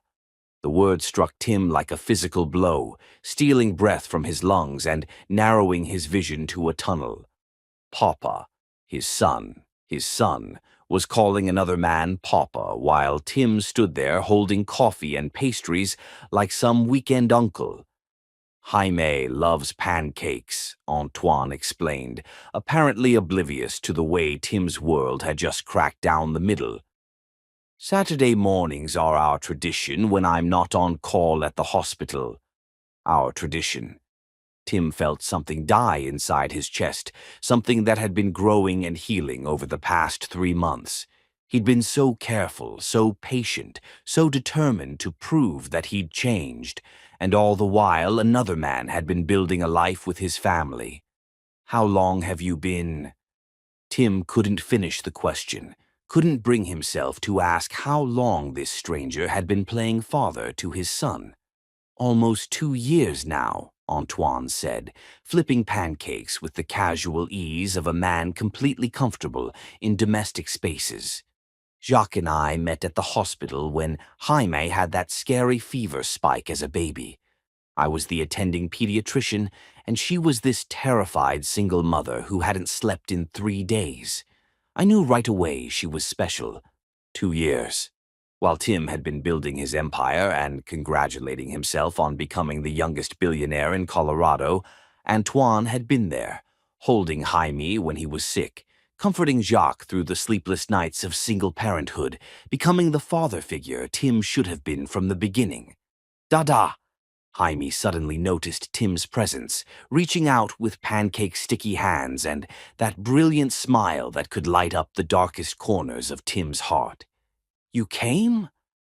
"Of course I came, buddy," Tim said, moving to ruffle Jaime's hair and trying to ignore the way his son had seamlessly switched from calling Antoine Papa to calling him Dada without any apparent confusion. At 18 months old, Jaime didn't understand the complexities of adult relationships. He simply loved the people who showed up for him consistently. "Tim," Jacques' voice carried from the hallway, bright with what sounded like genuine pleasure. "You're early. I thought we were meeting at 10. She appeared in the kitchen doorway wearing a sundress the color of spring leaves, her hair still damp from the shower, looking radiant and beautiful and completely unaware that Tim's carefully constructed hope was crumbling around him. When she saw Antoine at the stove, her expression shifted to something Tim couldn't quite read. Surprise, maybe, or guilt, or the complicated emotion of a woman caught between two men who both had legitimate claims on her attention. "Antoine, I thought you were working this weekend," she said, accepting the kiss he pressed to her temple with the casual intimacy of long habit. "Surgery got cancelled," Antoine replied, sliding an arm around her waist with the kind of possessive affection that made Tim want to hit something. Thought I'd surprise you and Jaime with breakfast before I have to head in for rounds. That's wonderful, Jacques said, but Tim caught the quick glance she threw in his direction, the flash of something that might have been apology or regret. The morning that followed was torture disguised as family bonding. Tim watched as Antoine helped Jaime with his pancakes, listened to their easy banter about weekend plans and shared jokes, observed the way Jacques smiled at the doctor with genuine affection and gratitude. This wasn't some casual relationship or convenient arrangement. This was a family, complete and functional and happy without Tim's presence. At the farmer's market, Tim trailed behind the group like a fifth wheel, carrying bags and watching as Jaime rode on Antoine's shoulders, pointing at vendor stalls and chattering about everything he saw. Other shoppers probably assumed they were looking at a perfect family: the handsome doctor, the beautiful artist, and the adorable toddler who called them both Papa and Dada with equal enthusiasm. "You're quiet today," Jacques commented when they stopped at a produce stand, her voice low enough that Antoine, who was helping Jaime pick out apples, couldn't hear. "Just processing," Tim replied, which was the understatement of the century. "I know this is awkward. I should have told you Antoine was coming by." "Should you have told me you were in a relationship?" Tim interrupted, his voice sharper than he intended. "Should you have mentioned that my son calls another man Papa? Because those seem like fairly significant details to leave out of our co-parenting conversations." Jacques' cheeks flushed. "It's complicated, Tim." "Is it? Because from where I'm standing, it looks pretty straightforward. You've moved on. You've built a life with someone else.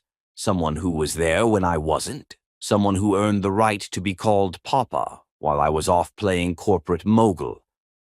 "That's not—" Jacques started, then stopped, glancing over at Antoine and Jaime. "This isn't the place for this conversation."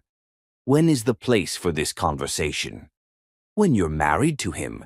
When he adopts Jaime and I become the biological father who sends birthday cards twice a year." The words hung between them like a challenge, and Tim saw the moment when Jacques made a decision that would change everything. "Tim, there's something I need to tell you," she said quietly.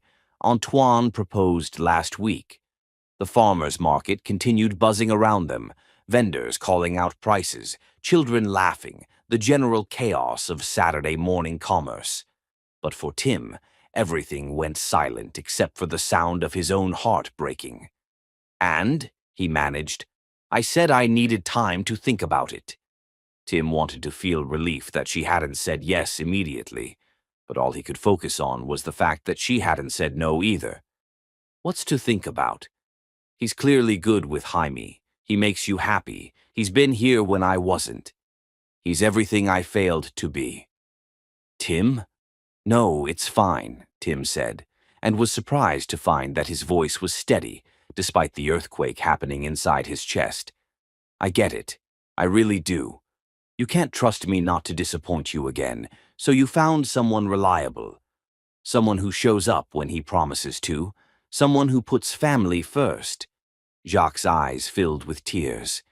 "It's not that simple, isn't it?"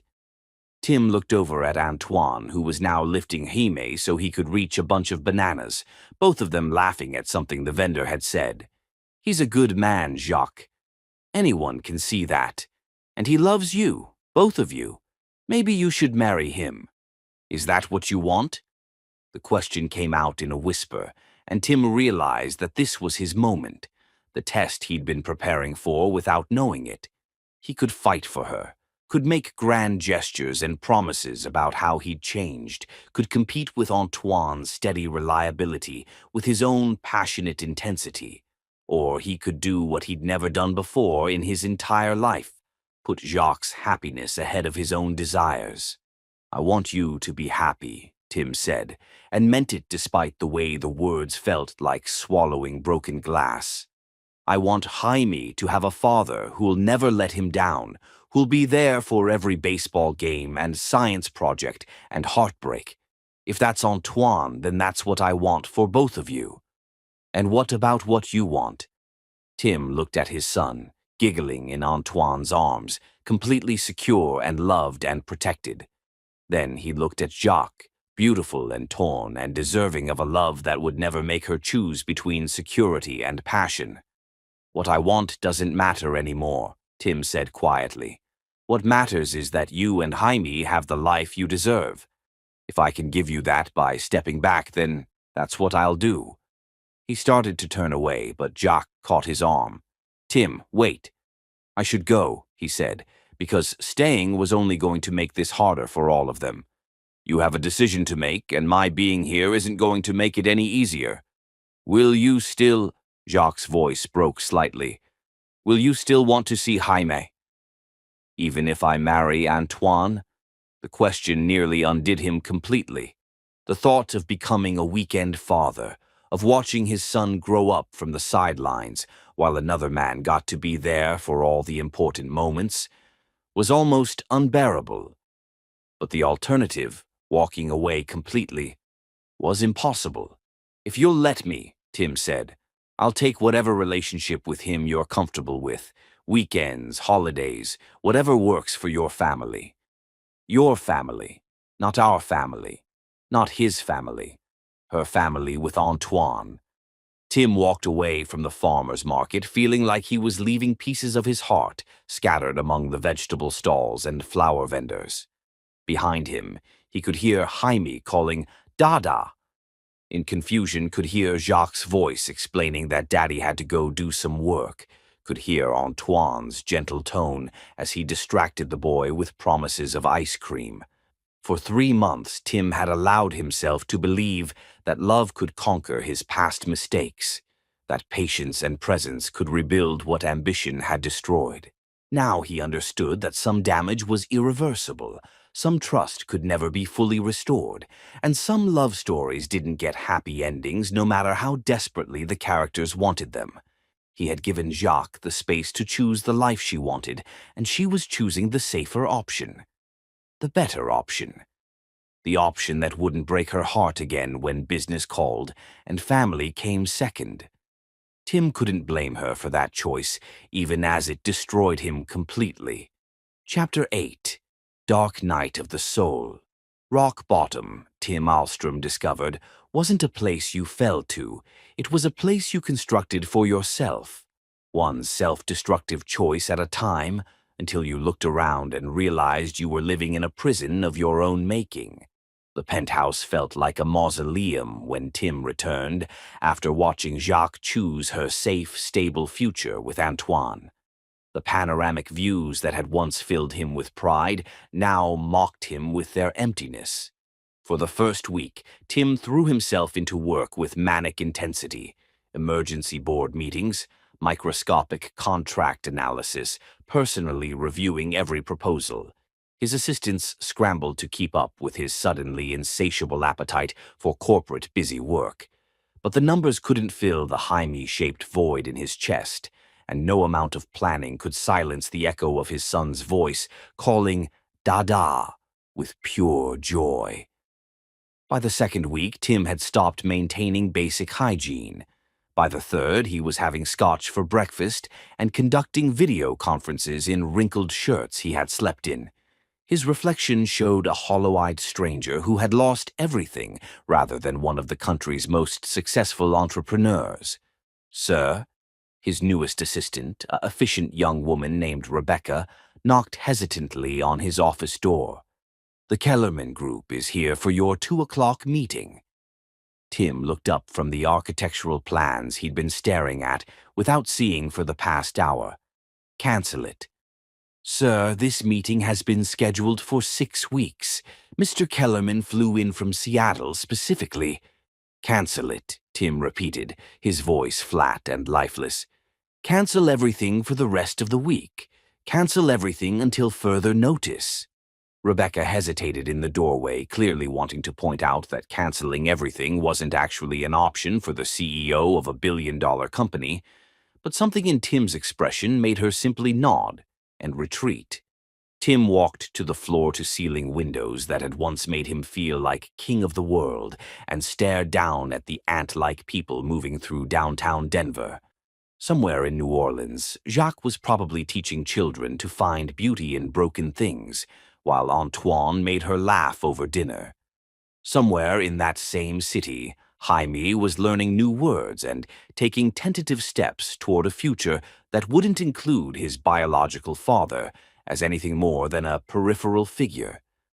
The phone calls from New Orleans had stopped after the first week.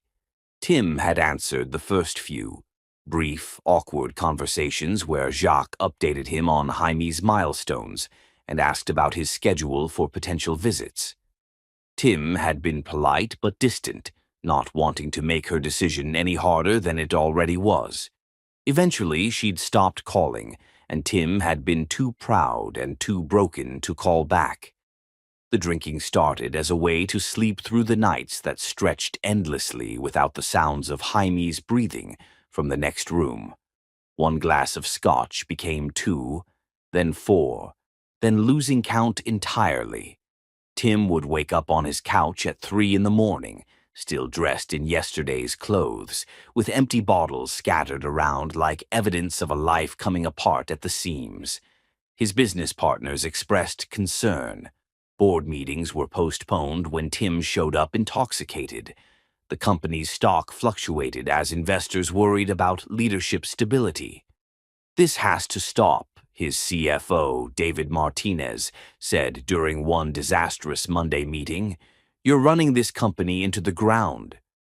"So fire me," Tim replied, adding bourbon to his coffee. "You're the majority shareholder.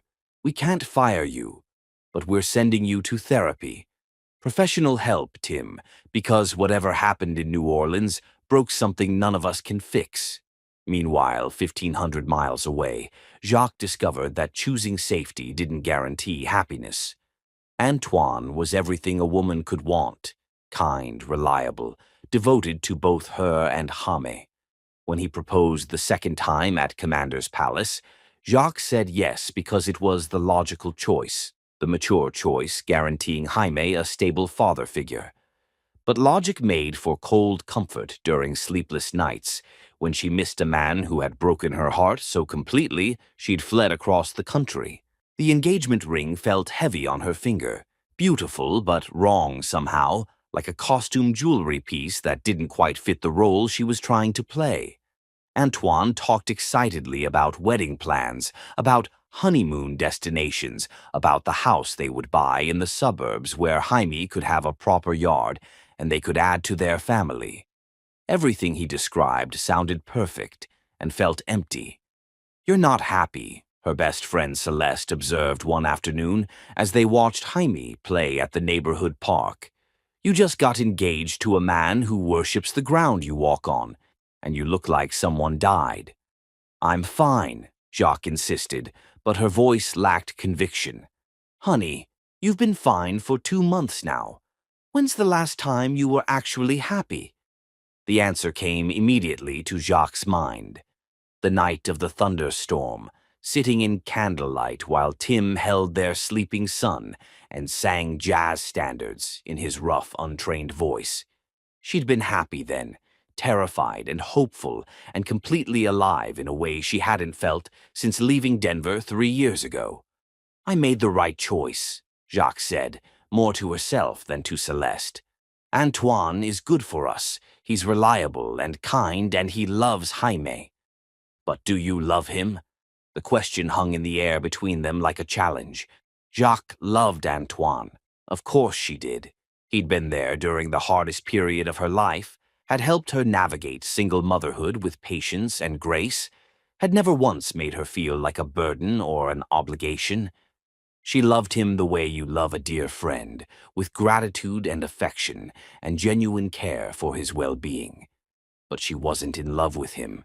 She didn't wake up thinking about his smile or fall asleep replaying conversations in her head. Her pulse didn't quicken when he walked into a room, and her skin didn't burn where he touched her. She felt safe with Antoine, cherished and protected and valued. With Tim, she had felt alive. The discovery came 2 weeks later while cleaning her bedroom closet. A shoebox fell from the top shelf, spilling letters addressed to her and Jamie in Tim's handwriting, letters that had arrived weekly but gone unopened since her engagement to Antoine. With shaking hands, Jacques opened the first one, dated the week after Tim had returned to Denver. My darling Jacques and beautiful Jamie.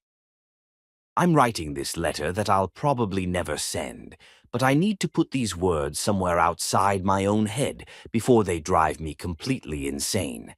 I know you've made your choice, and I respect it completely. Antoine is everything I should have been and wasn't. Present, reliable, someone you can count on to show up when he promises to. Jaime is lucky to have him as a father figure. But I need you to know that every day I don't spend with you both feels like dying a little.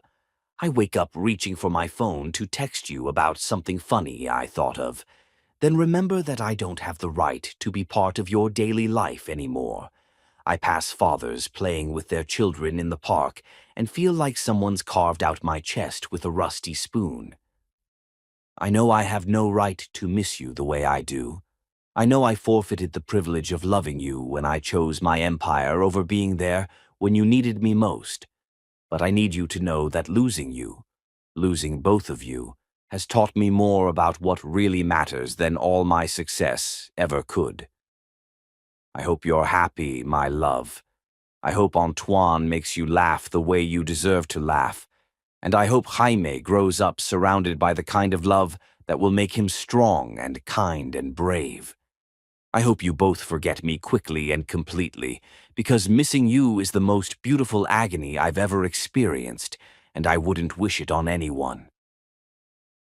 All my love, always. Tim. Jacques read through tears that came in waves, each letter revealing more of Tim's pain and growth and desperate love for them both.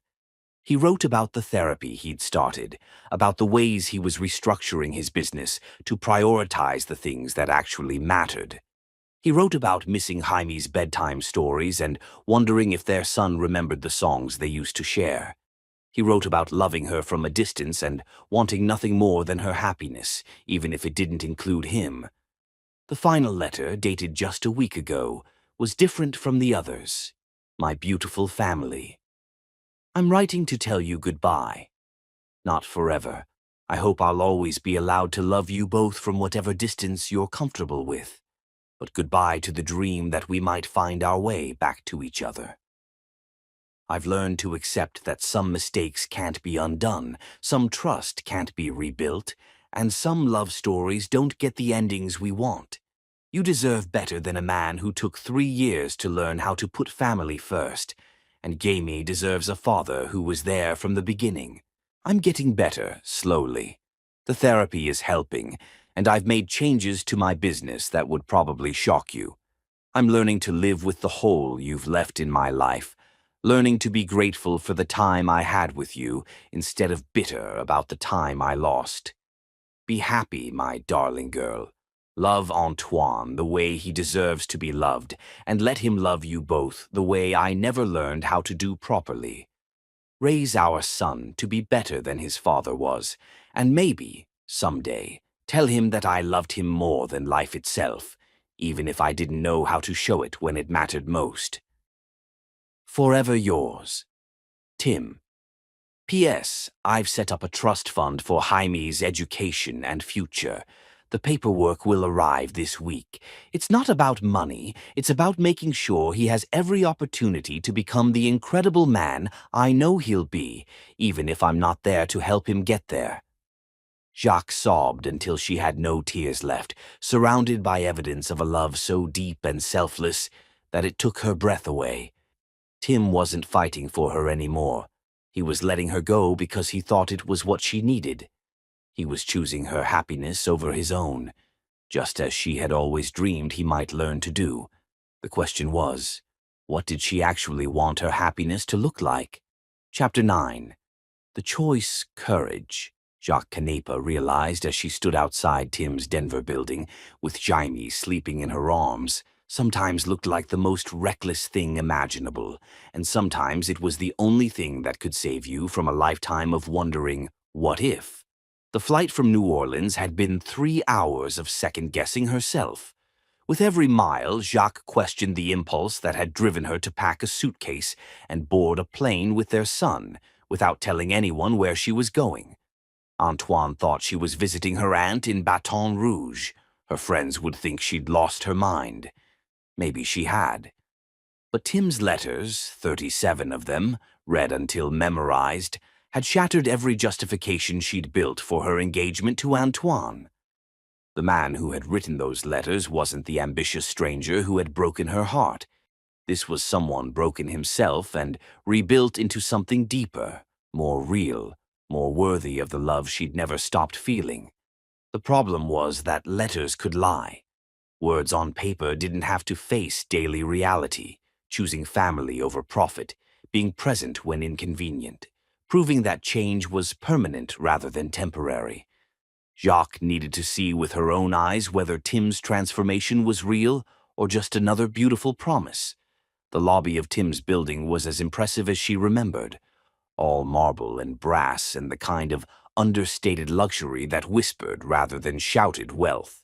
But the concierge who greeted her seemed surprised when she asked for Tim's penthouse. "I'm sorry, miss, but Mr. Alstrom moved out several months ago," the uniformed man said politely. "He sold the penthouse to a tech executive from California. Very nice gentleman." Jacques felt her heart sink. "Do you know where he moved to?" "I believe he has a smaller place in the Highlands neighborhood now, much more modest, but he seemed quite happy with the change." The address led Jacques to a tree-lined street filled with craftsman bungalows, the kind of neighborhood where families lived rather than invested.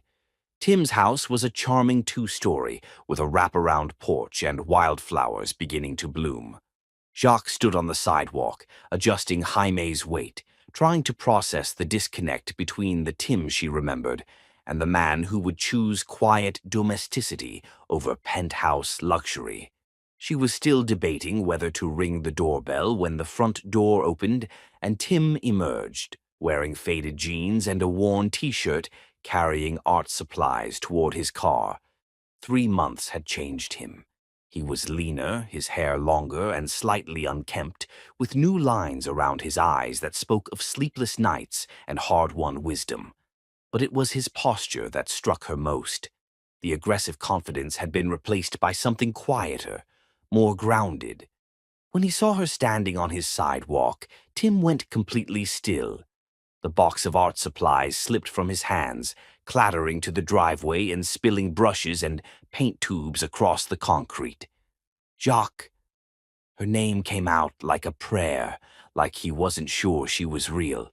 "Hello, Tim," she said softly, watching his face cycle through shock, hope, and something that might have been fear. "Is everything okay? Is Jaime—" His eyes went immediately to their son, checking for signs of illness or injury with the instinctive concern of a parent. "He's fine. We're both fine. I just—" Jacques struggled to find words that would explain her presence without revealing how desperately she needed to know if what she'd read in his letters was true. "I wanted to see you. We were visiting Denver, and I thought maybe we could talk." Tim nodded slowly, still looking like he expected her to vanish if he moved too quickly. "Of course. Yes. Come in, please. I'll make coffee unless you prefer tea. I have both now. And juice boxes for Jaime in case he wakes up and wants—" He was babbling, nervous in a way she'd never seen him before. "Coffee's fine," Jacques said gently, following him up the porch steps and into his new life. The house's interior was nothing like his old penthouse, where that space had been all clean lines and expensive art chosen by decorators. This felt like a home where people actually lived. The furniture was comfortable rather than impressive, books scattered on end tables, and the refrigerator covered with children's artwork. "You have other kids visiting?" Jacques asked, studying a crayon drawing of what might have been a dinosaur, or possibly a very misshapen dog. Tim's cheeks flushed slightly. I volunteer at the Children's Hospital on weekends. Art therapy sessions for kids who are stuck there long term. He gestured toward the refrigerator with pride usually reserved for museum exhibitions. This one's by Maria. She's 7 and has leukemia, but draws incredible fantasy worlds. Jacques stared at him, trying to reconcile this information with the man she'd known. Since when do you volunteer at children's hospitals? Since I realized that having money doesn't mean anything if you're not using it to help people who actually need it. Tim busied himself making coffee, his movements efficient but slightly shaky. I started the foundation 6 months ago, programs for single mothers, art therapy for hospitalized children, scholarships for kids who want to pursue creative careers but can't afford the education. Tim, Jacques was struggling to process this transformation. What happened to your business, your empire? I hired a CEO to run daily operations. I'm still involved in major decisions, but I'm not working 18-hour days anymore. Tim turned to face her, leaning against the counter with an expression that was vulnerable and honest in ways the old Tim never would have allowed. I discovered that building an empire is meaningless if you don't have anyone to share it with. Jaime stirred in Jacques' arms, blinking sleepy eyes and looking around the unfamiliar space with the alert curiosity of a toddler who'd just awakened somewhere new. "Hey, buddy," Tim said softly, moving closer but not presuming to take Jaime without permission. "You're in Denver. Do you remember me?"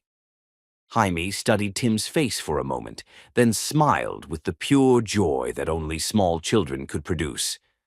"Dada. You have new house." "I do have a new house," Tim confirmed, accepting Jaime when the boy reached for him. "Would you like to see your room?" "My room?" Jacques felt her breath catch. "Tim, you don't need to." "I wanted him to have a space here," Tim said quietly. "Even if he only visits occasionally. Even if you decide, well, even if things don't work out the way I hope they will." He carried Jamie down a hallway lined with framed photos, pictures of their son at various stages of development that Tim must have gotten from Jacques' social media posts, mixed with candid shots of Jaime during their time together in New Orleans. At the end of the hall, Tim opened a door to reveal a perfect little boy's room. But it wasn't the typical over-the-top display of wealth Jacques might have expected. Instead, the room was thoughtfully designed for a growing child. A convertible toddler bed, shelves with age-appropriate books and toys, art supplies in colorful containers, and a reading corner with soft cushions. Everything spoke of a father who had thought carefully about what his son would actually need, rather than what money could buy. "You did this yourself?" Jacques asked, noting the hand-painted murals on the walls. Simple but charming animals that looked like they'd been created with love rather than professional skill. "YouTube is an amazing teacher," Tim said with a self-deprecating smile. "Turns out I'm not terrible with a paintbrush when I actually slow down and focus on what I'm doing." Jaime was already exploring, pulling books from shelves and investigating toy boxes with the systematic thoroughness of a tiny archaeologist. "Dada, you have my bear," he exclaimed, holding up a stuffed animal identical to the worn teddy he'd clutched at the airport. "I thought you might want to have Bear here too," Tim explained, "so you'd have a friend when you visit." Jacques felt tears threatening again. Every detail of this room, of this house, of Tim's new life spoke of a man who had genuinely transformed himself. Not for show, not to win her back, but because losing them had taught him what actually mattered. "Can we talk?" she asked quietly while Jaime was distracted by a particularly fascinating puzzle. They sat on Tim's front porch with coffee and comfortable silence that comes from knowing someone well enough to not need constant conversation. Jaime played in the small front yard, chasing butterflies and narrating his adventures in the running commentary style of imaginative toddlers. "I read your letters," Jacques said finally. Tim's coffee cup paused halfway to his lips. "I didn't think you were opening them anymore." I wasn't until 2 weeks ago when I found them all in a box and read every single one. She turned to study his profile, noting the way his jaw tightened with what might have been embarrassment or fear. You really meant it, didn't you? About letting me go if that's what would make me happy? Of course I meant it. Tim's voice was rough with emotion. Jacques, losing you and Jaime taught me that love isn't about getting what you want. It's about wanting what's best for the people you love, even if that doesn't include you. And what if what's best for us is being with you? The question hung between them like a bridge neither was sure they dared to cross. Tim set down his coffee cup with shaking hands. "Is it?" he asked, his voice barely above a whisper. "Because I've spent 4 months learning to live without you, learning to accept that I missed my chance. I don't think I could survive hoping again, only to lose you a second time." "I broke up with Antoine," Jacques said quietly. Tim went very still. "What?" "Last week, after I read your letters and realized that I was about to marry a good man for all the wrong reasons." Jacques reached for Tim's hand, lacing their fingers together and marveling at how perfectly they still fit. "I was choosing safety over happiness, security over love. I was so afraid of being hurt again that I was willing to settle for a life that felt like wearing clothes that didn't quite fit." "Jacques, I came here to test you," she admitted, "to see if the man who wrote those letters was real or just another beautiful promise that would disappear when life got complicated. I came here expecting to find you back in your penthouse, back to your old patterns, maybe with a new woman who didn't come with messy complications. And instead I find you living in a neighborhood where families build tree houses, volunteering with sick children, creating art therapy programs for people who need hope more than money." Jacques' voice broke slightly. "I find a man who painted murals for a son who might never see them, who learned to put love before ambition because losing us taught him what actually mattered." Tim brought their joined hands to his lips, pressing a gentle kiss to her knuckles. "I'm not the same man who broke your heart, Jacques. I can't be. Losing you and Jaime broke me so completely that I had to rebuild myself from scratch. What I became in that rebuilding process is someone who understands that you and Jaime are my real success story, my only empire that actually matters." "Prove it," Jacques whispered, echoing the challenge she'd issued 3 years ago in his penthouse. "How?" "Choose us. Every day, in every decision, for the rest of our lives. Choose us when business calls and family needs you. Choose us when it's inconvenient and messy and complicated. Choose us the way you never learned to choose us before." Tim cupped her face in his hands, his thumbs brushing away tears she didn't realize she'd been crying. "I choose you, Jacques Canepa. I choose you and Jaime, and the life we can build together. I choose love over everything else, today and every day, for the rest of my life." When he kissed her, it felt like coming home and starting a new adventure all at the same time. Familiar passion mixed with the deeper intimacy of two people who had been broken and healed and were brave enough to try again. Chapter 10. Everything changes love, Tim Alstrom discovered in the most beautiful and brutal way possible, was not a destination you arrived at, but a choice you made new every single day. And Jacques Canepa intended to ensure he understood exactly what that choice would cost him. 6 months had passed since that life-changing afternoon on his front porch. 6 months of rebuilding trust, one careful moment at a time.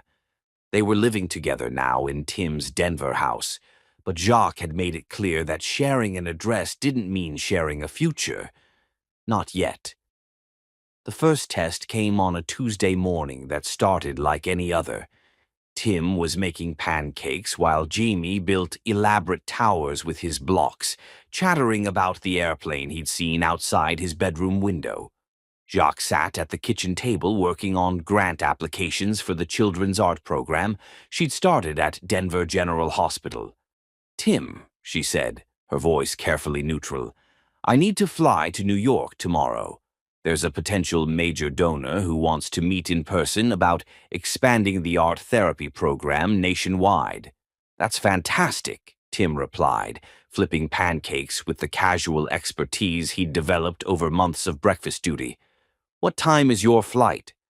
"I can drive you to the airport. Actually, I was hoping you could come with me. Jaime, too. Make it a family trip." Jacques watched Tim's face carefully.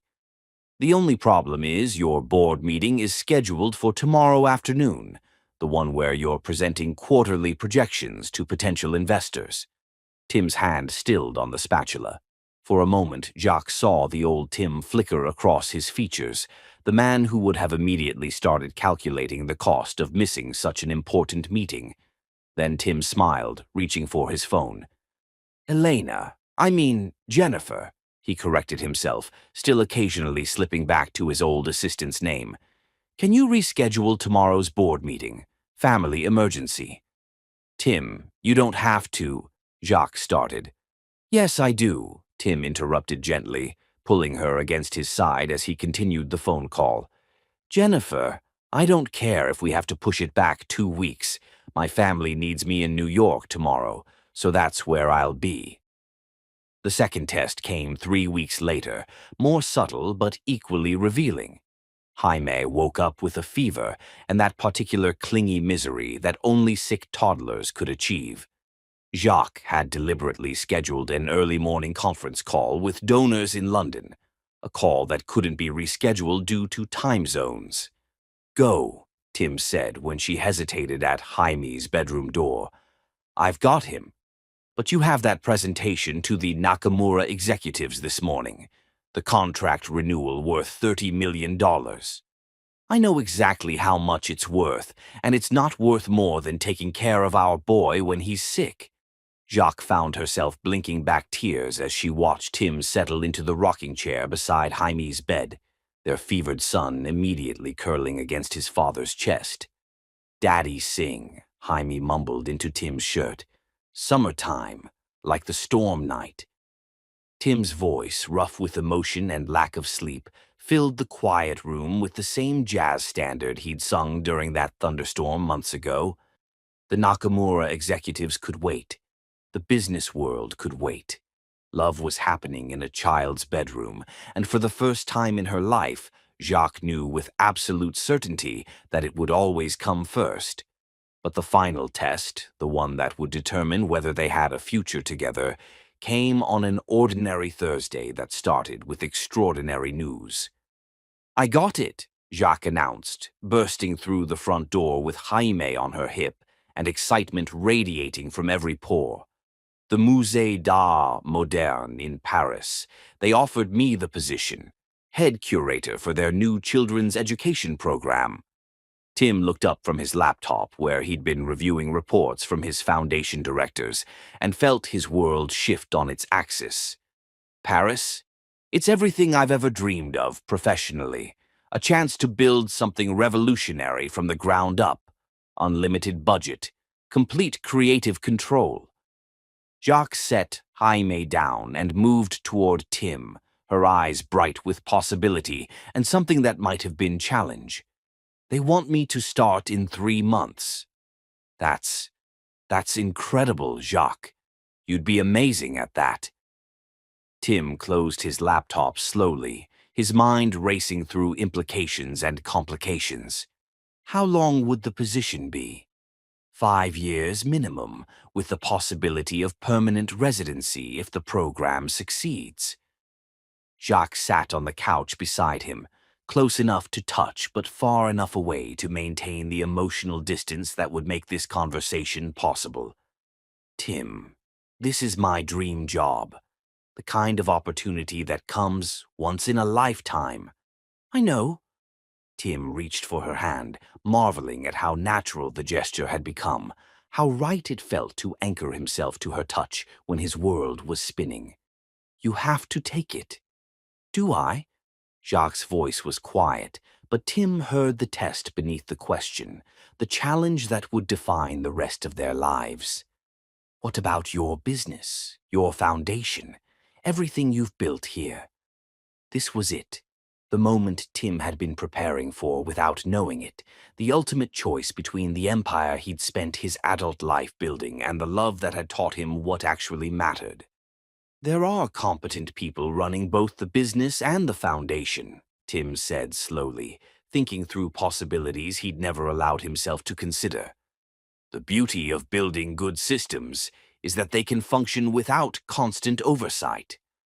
Tim, I'm not asking you to give up your life's work for me. I'm asking you to choose what matters most to you. You are what matters most to me, Tim said without hesitation. You and Jaime. Everything else is just details, even if it means selling your companies, starting over in a foreign country where you don't speak the language and have no business connections. Tim was quiet for a long moment, and Jacques held her breath, waiting to see whether the man she'd fallen in love with all over again would choose love or revert to the ambitious stranger who had broken her heart. I've been thinking about selling anyway, Tim said finally. Not because I have to, but because I want to. I want to focus on things that actually change people's lives instead of just generating profit.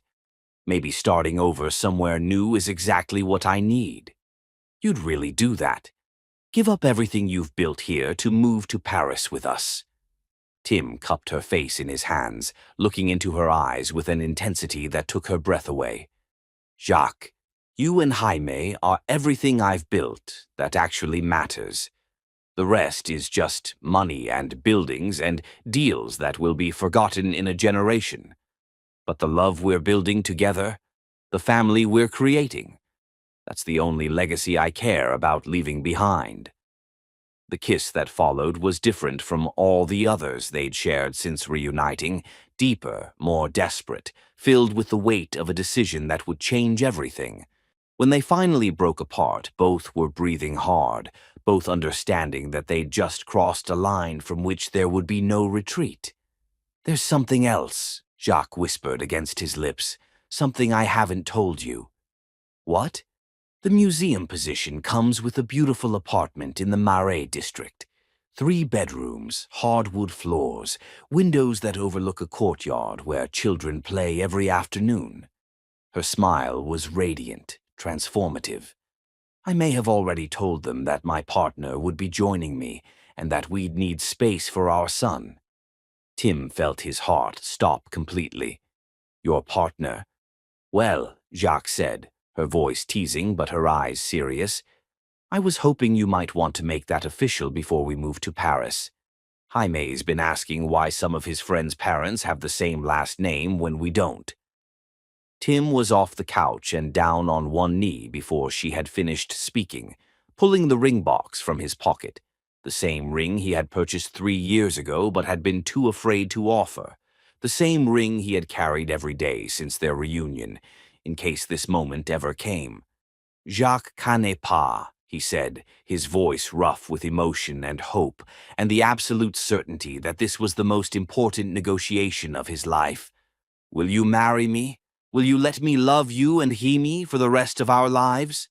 Will you trust me to choose you every single day, no matter what else the world offers me?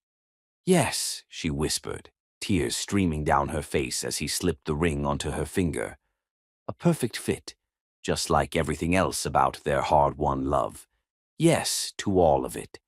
Jaime, who had been playing quietly with his blocks during this life-changing conversation, looked up at the sound of his mother's tears. Mama, crying. Happy tears, baby, Jacques managed, pulling their son into the embrace that Tim was already wrapping around both of them. Mama's crying because she's so happy. Daddy staying? Jaime asked, his small hands patting Tim's face with the serious concern of a child who had learned not to take his father's presence for granted. Forever, Tim promised, pressing a kiss to his son's forehead. Daddy's staying forever and ever. 3 months later, they stood in a small chapel in the Latin Quarter of Paris, surrounded by new friends from the museum and old friends who had flown in from New Orleans and Denver. Jaime served as ring-bearer with the solemn importance of a 2-year-old who understood he was part of something magical. As Jacques walked down the aisle in a simple white dress that made her look like an angel, Tim understood that this moment represented the complete transformation of everything he'd once thought he wanted. The old Tim had measured success in dollars and deals, in power accumulated and empires built. This Tim measured success in morning kisses and bedtime stories, in the trust shining in his son's eyes, and the love radiating from the woman who had taught him what actually mattered. "I choose you," he whispered when they exchanged vows, echoing the promise he'd made on his front porch 6 months earlier. "Today and every day for the rest of our lives, I choose you, and I choose you," Jacques replied, her voice strong and clear and filled with the hard-won wisdom of a woman who had learned that real love was worth fighting for. "I choose the man you've become, the father you are, the partner you've proven yourself to be." When they kissed as husband and wife, with Jaime giggling at their feet and afternoon sun streaming through stained glass windows, Tim felt something click into place in his chest. The final piece of a puzzle he had been trying to solve his entire adult life. He had everything now. Not the everything he'd once thought he wanted, but the everything that actually mattered. A wife who challenged him to be better, a son who looked at him like he hung the moon, and a love that had survived his worst mistakes and grown stronger in the breaking and healing. The billionaire who had once believed that money could buy anything had discovered the one thing that couldn't be purchased at any price. A love that chose to stay, to forgive, to build something beautiful from the wreckage of old dreams. And as Tim Alstrom danced with his new wife in a Parisian chapel, while their son clapped along to the music, he finally understood what it meant to be truly, completely, impossibly wealthy.